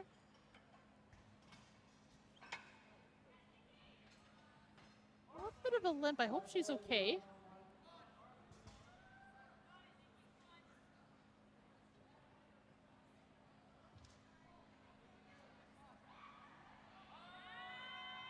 Robert here in the burger singlet. Love to see it. Good lift on 2. Nice pull there for Robert. I think that's a beautiful second attempt choice.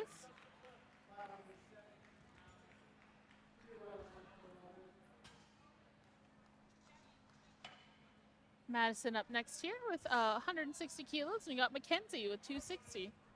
They seem to be aligning really good. It looks like we might have gotten some blood on the bar. Of course, got to clean that off and add some chalk and brush it down so it's not wet for the lifters.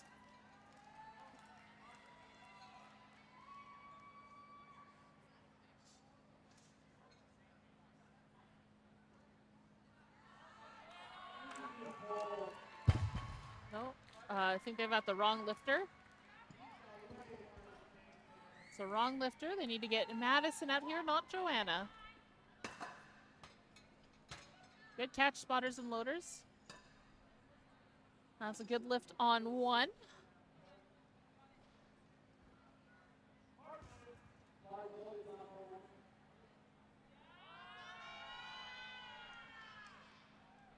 Nice lift from there. See what she has for a third there.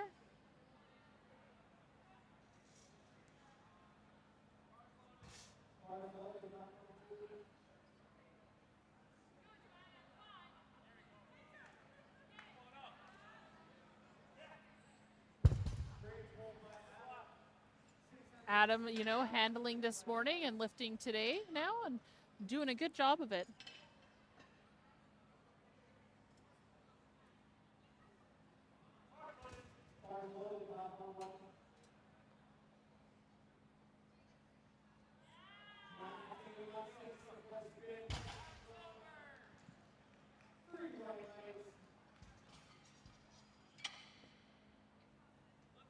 Got Mary up next and Justin on platform 1.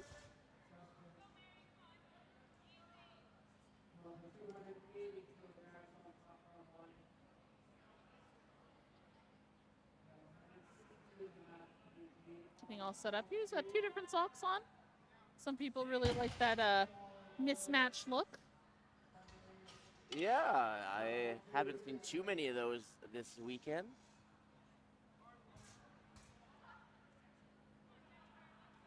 Ooh, I think Christine might be going for the provincial record in the deadlift. Oh, yeah. At provincials, you can chip a provincial record. So we'll see if a chip has come out on Christine's third if her second moves well. Jennifer here with 162.5 with that rolling start. And it works for her. A little bit of a grind. It'll be interesting to see if she goes up too much.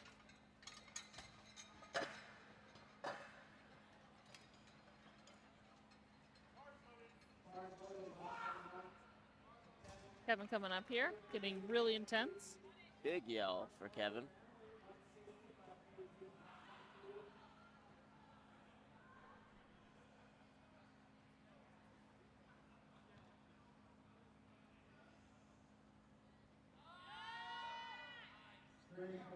Really good lift for Emily. See if Kevin can replicate that.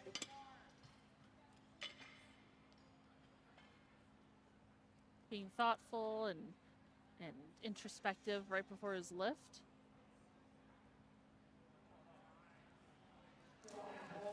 Nice pull, nice and smooth, a little heavy looking, but that doesn't matter when you hit it. So Kevin does still have a shot at the podium there in the men's 120 division.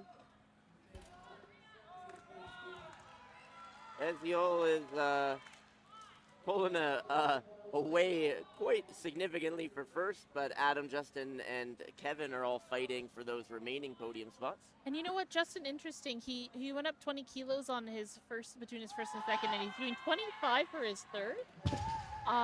Interesting. I don't know if Might be a placeholder. I don't know. We'll have to see. Although he needs, again, the way, we're looking at lifting cast, and the way that they do the forecasted total requires us to actually subtract their next attempt. So I do think that he would need that to move onto the podium, which is maybe why he is loading it. It's tough to say for sure. Bit of a sticky finish for Holly, but she locks it out. And it's a good lift. I wonder what she'll go for next.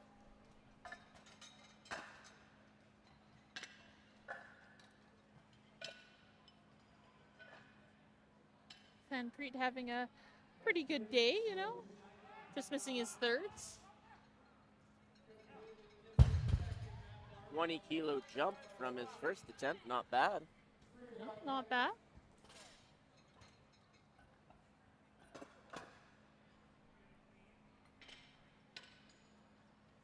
Chelsea here adding another 10 kilos to the bar. You know, it's a pretty tight race for third, I think.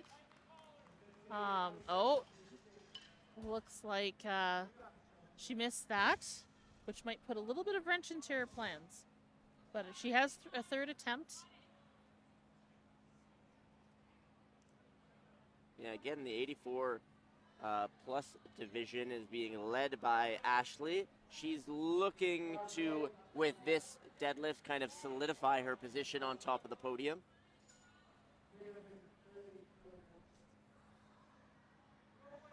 And Anton is already in the process of solidifying his first place finish.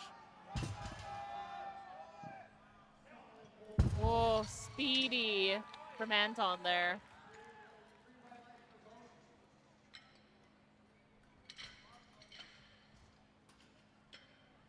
Yep, if Caitlin gets this, I think she's going to start pulling ahead for maybe for third. Definitely an important lift for Caitlin here. She wants to finish on the podium.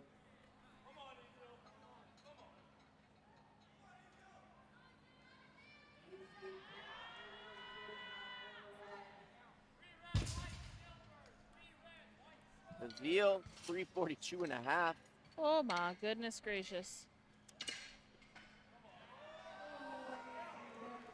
So, my calculations from earlier had Azil needing 867.5 to win best lifter. So I believe he needs to jump 15 kilos for his third. We'll see if he loads that on the bar. I'm guessing that he will. And you know what? His biggest deadlift is 362.5. So, like, not out of the question. Not out of the question. And when you have best overall male lifter on the line, you know, that little bit of extra adrenaline might be what he needs.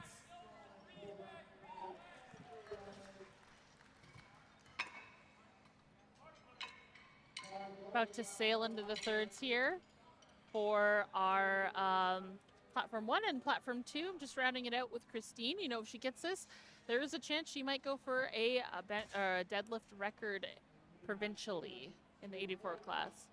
She's been having a great meet. You know, if she stays in the 84 class, I think she might try to break a national record, you know?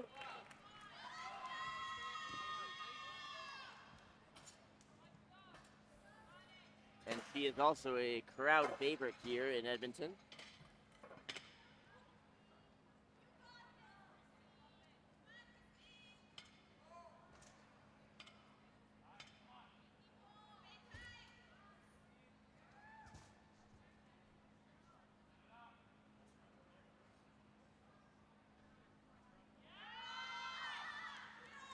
Edie.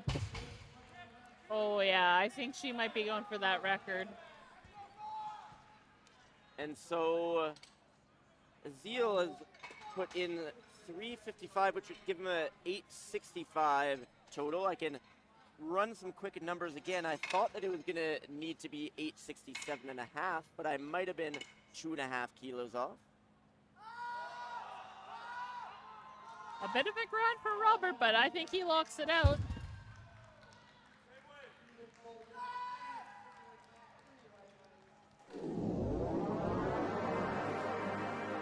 Uh, 865 is the number that he needs, so that is the correct weight that he's loaded on his third there. He will pull ahead of Delano for best male lifter if successful. Morgan looks like she got a good lift there. Yeah.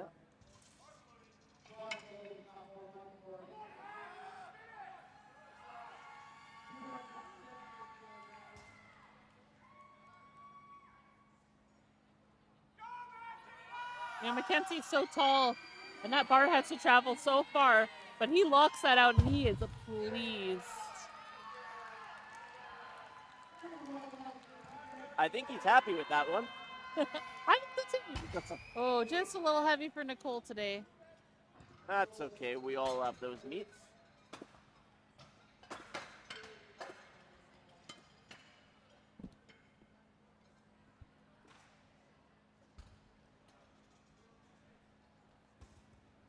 Got Madison and Adam here. It's a lot of reds on the bar. You gotta make sure you count them all.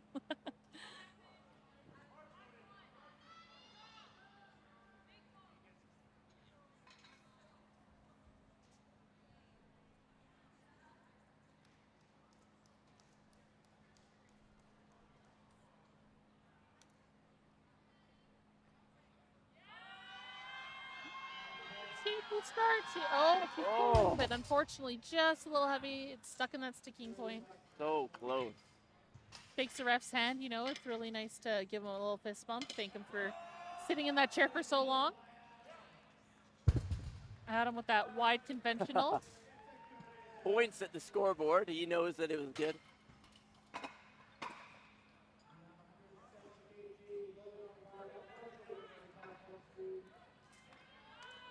So it looks like Justin lowered his third to 300.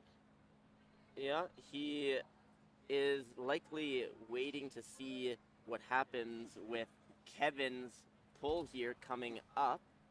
If Kevin is successful, then he would need indeed to...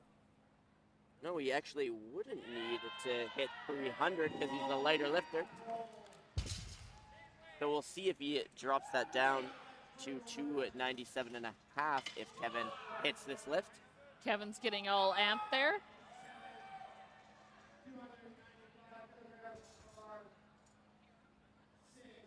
Kevin wants this one to at least temporarily move himself onto the podium.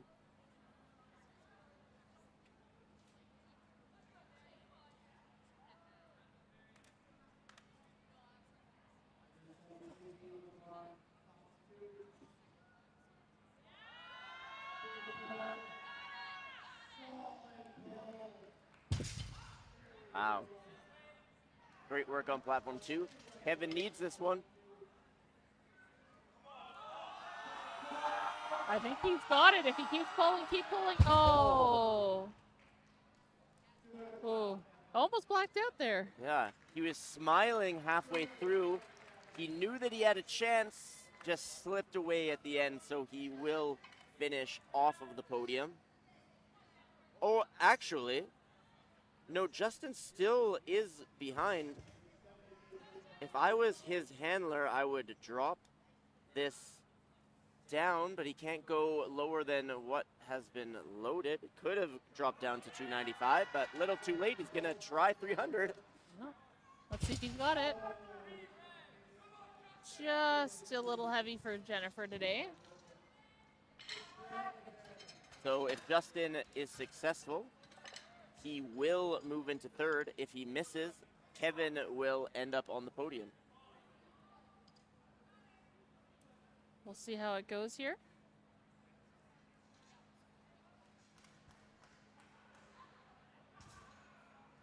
Getting those arms loose.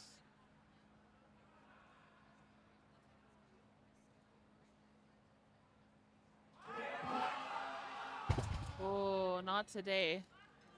Yeah, tough call. I'm not sure if dropping it Oh, down so 5 kilos Kevin- would have had it or not. Yeah, it was a 20-kilo jump. That's tough. Kevin is now in third. Emily Congrats here. to Kevin. Oh. She finishes it, but I don't, yeah, the little bit of ramping, a little bit of supporting on her thighs with that bar. Just going to have to give the bar a bit of a clean there, and the platform's just a little bit of a spray. Yeah. Meanwhile, on platform 1, Luke is getting the crowd pumped up for his third deadlift.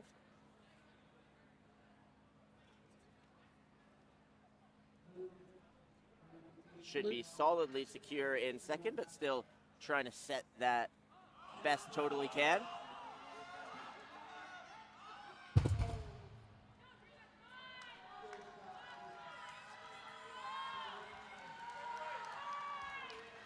But you know what? Luke has a total to go to nationals. I'm not sure if he. It looks like, yeah, he has qualified for nationals. 70. What's the? It's 775 to get to nationals. And he nailed it. Wow.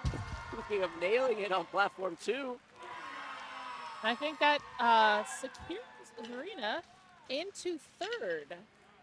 Yet she Unless Caitlin will pulls. need to bump up her final attempt. She has time. There's a couple lifters still to come, so she can have a think about it with her coach.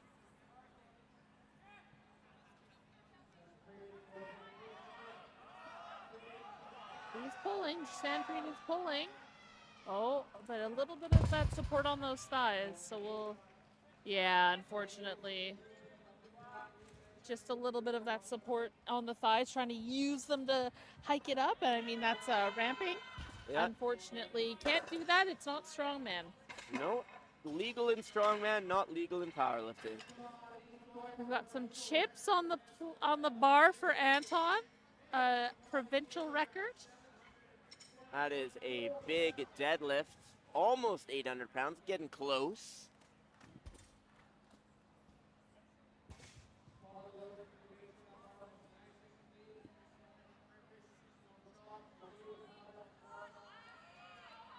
Holly pulling 185 for her third there.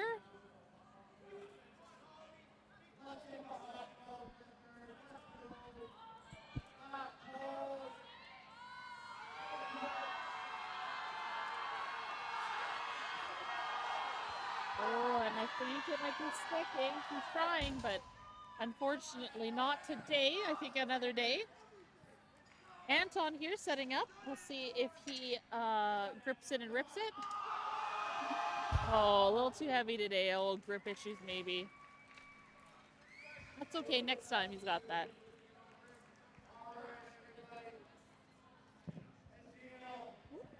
So we've got Caitlin here.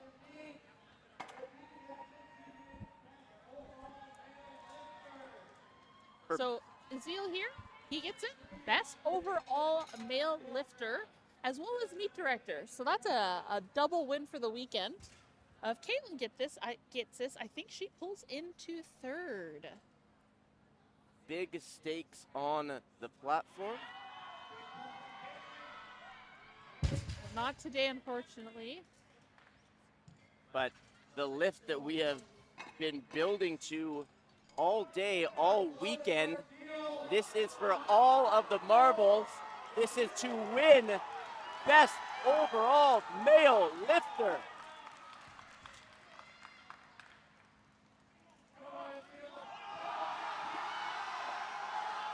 I think he's got it. And he holds it for an extra second. Best overall male lifter. You can't make this storyline up. And he hugs the referees. Now, what a here. lift. Best overall lifter does exactly what he needs to do. Kimberly pulls that and gets it. Great meet from her. Interesting. Ashley's gone up 15 kilos. I'm not sure why.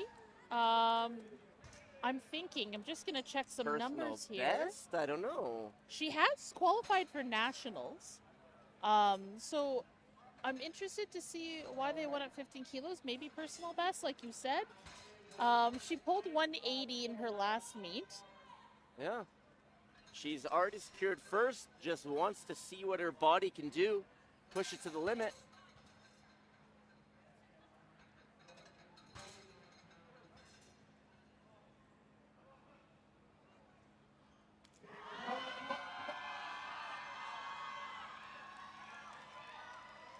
What did the referee say there? Hey. Yeah, I think 2-1. It was close. I'd say next time she'll have to be careful for her thighs there, but that's a great one. We've got to round out our last deadlifts of provincials. We got Christine pulling 210.5 kilos, provincial record here. We'll see if she gets it. I think she does. Her last lift looked real good, so.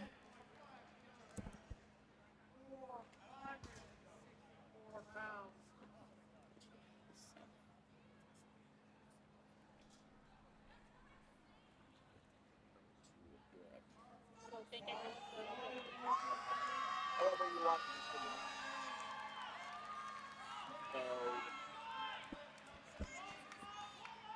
Get behind her here. If she gets this is another provincial record onto her belt there.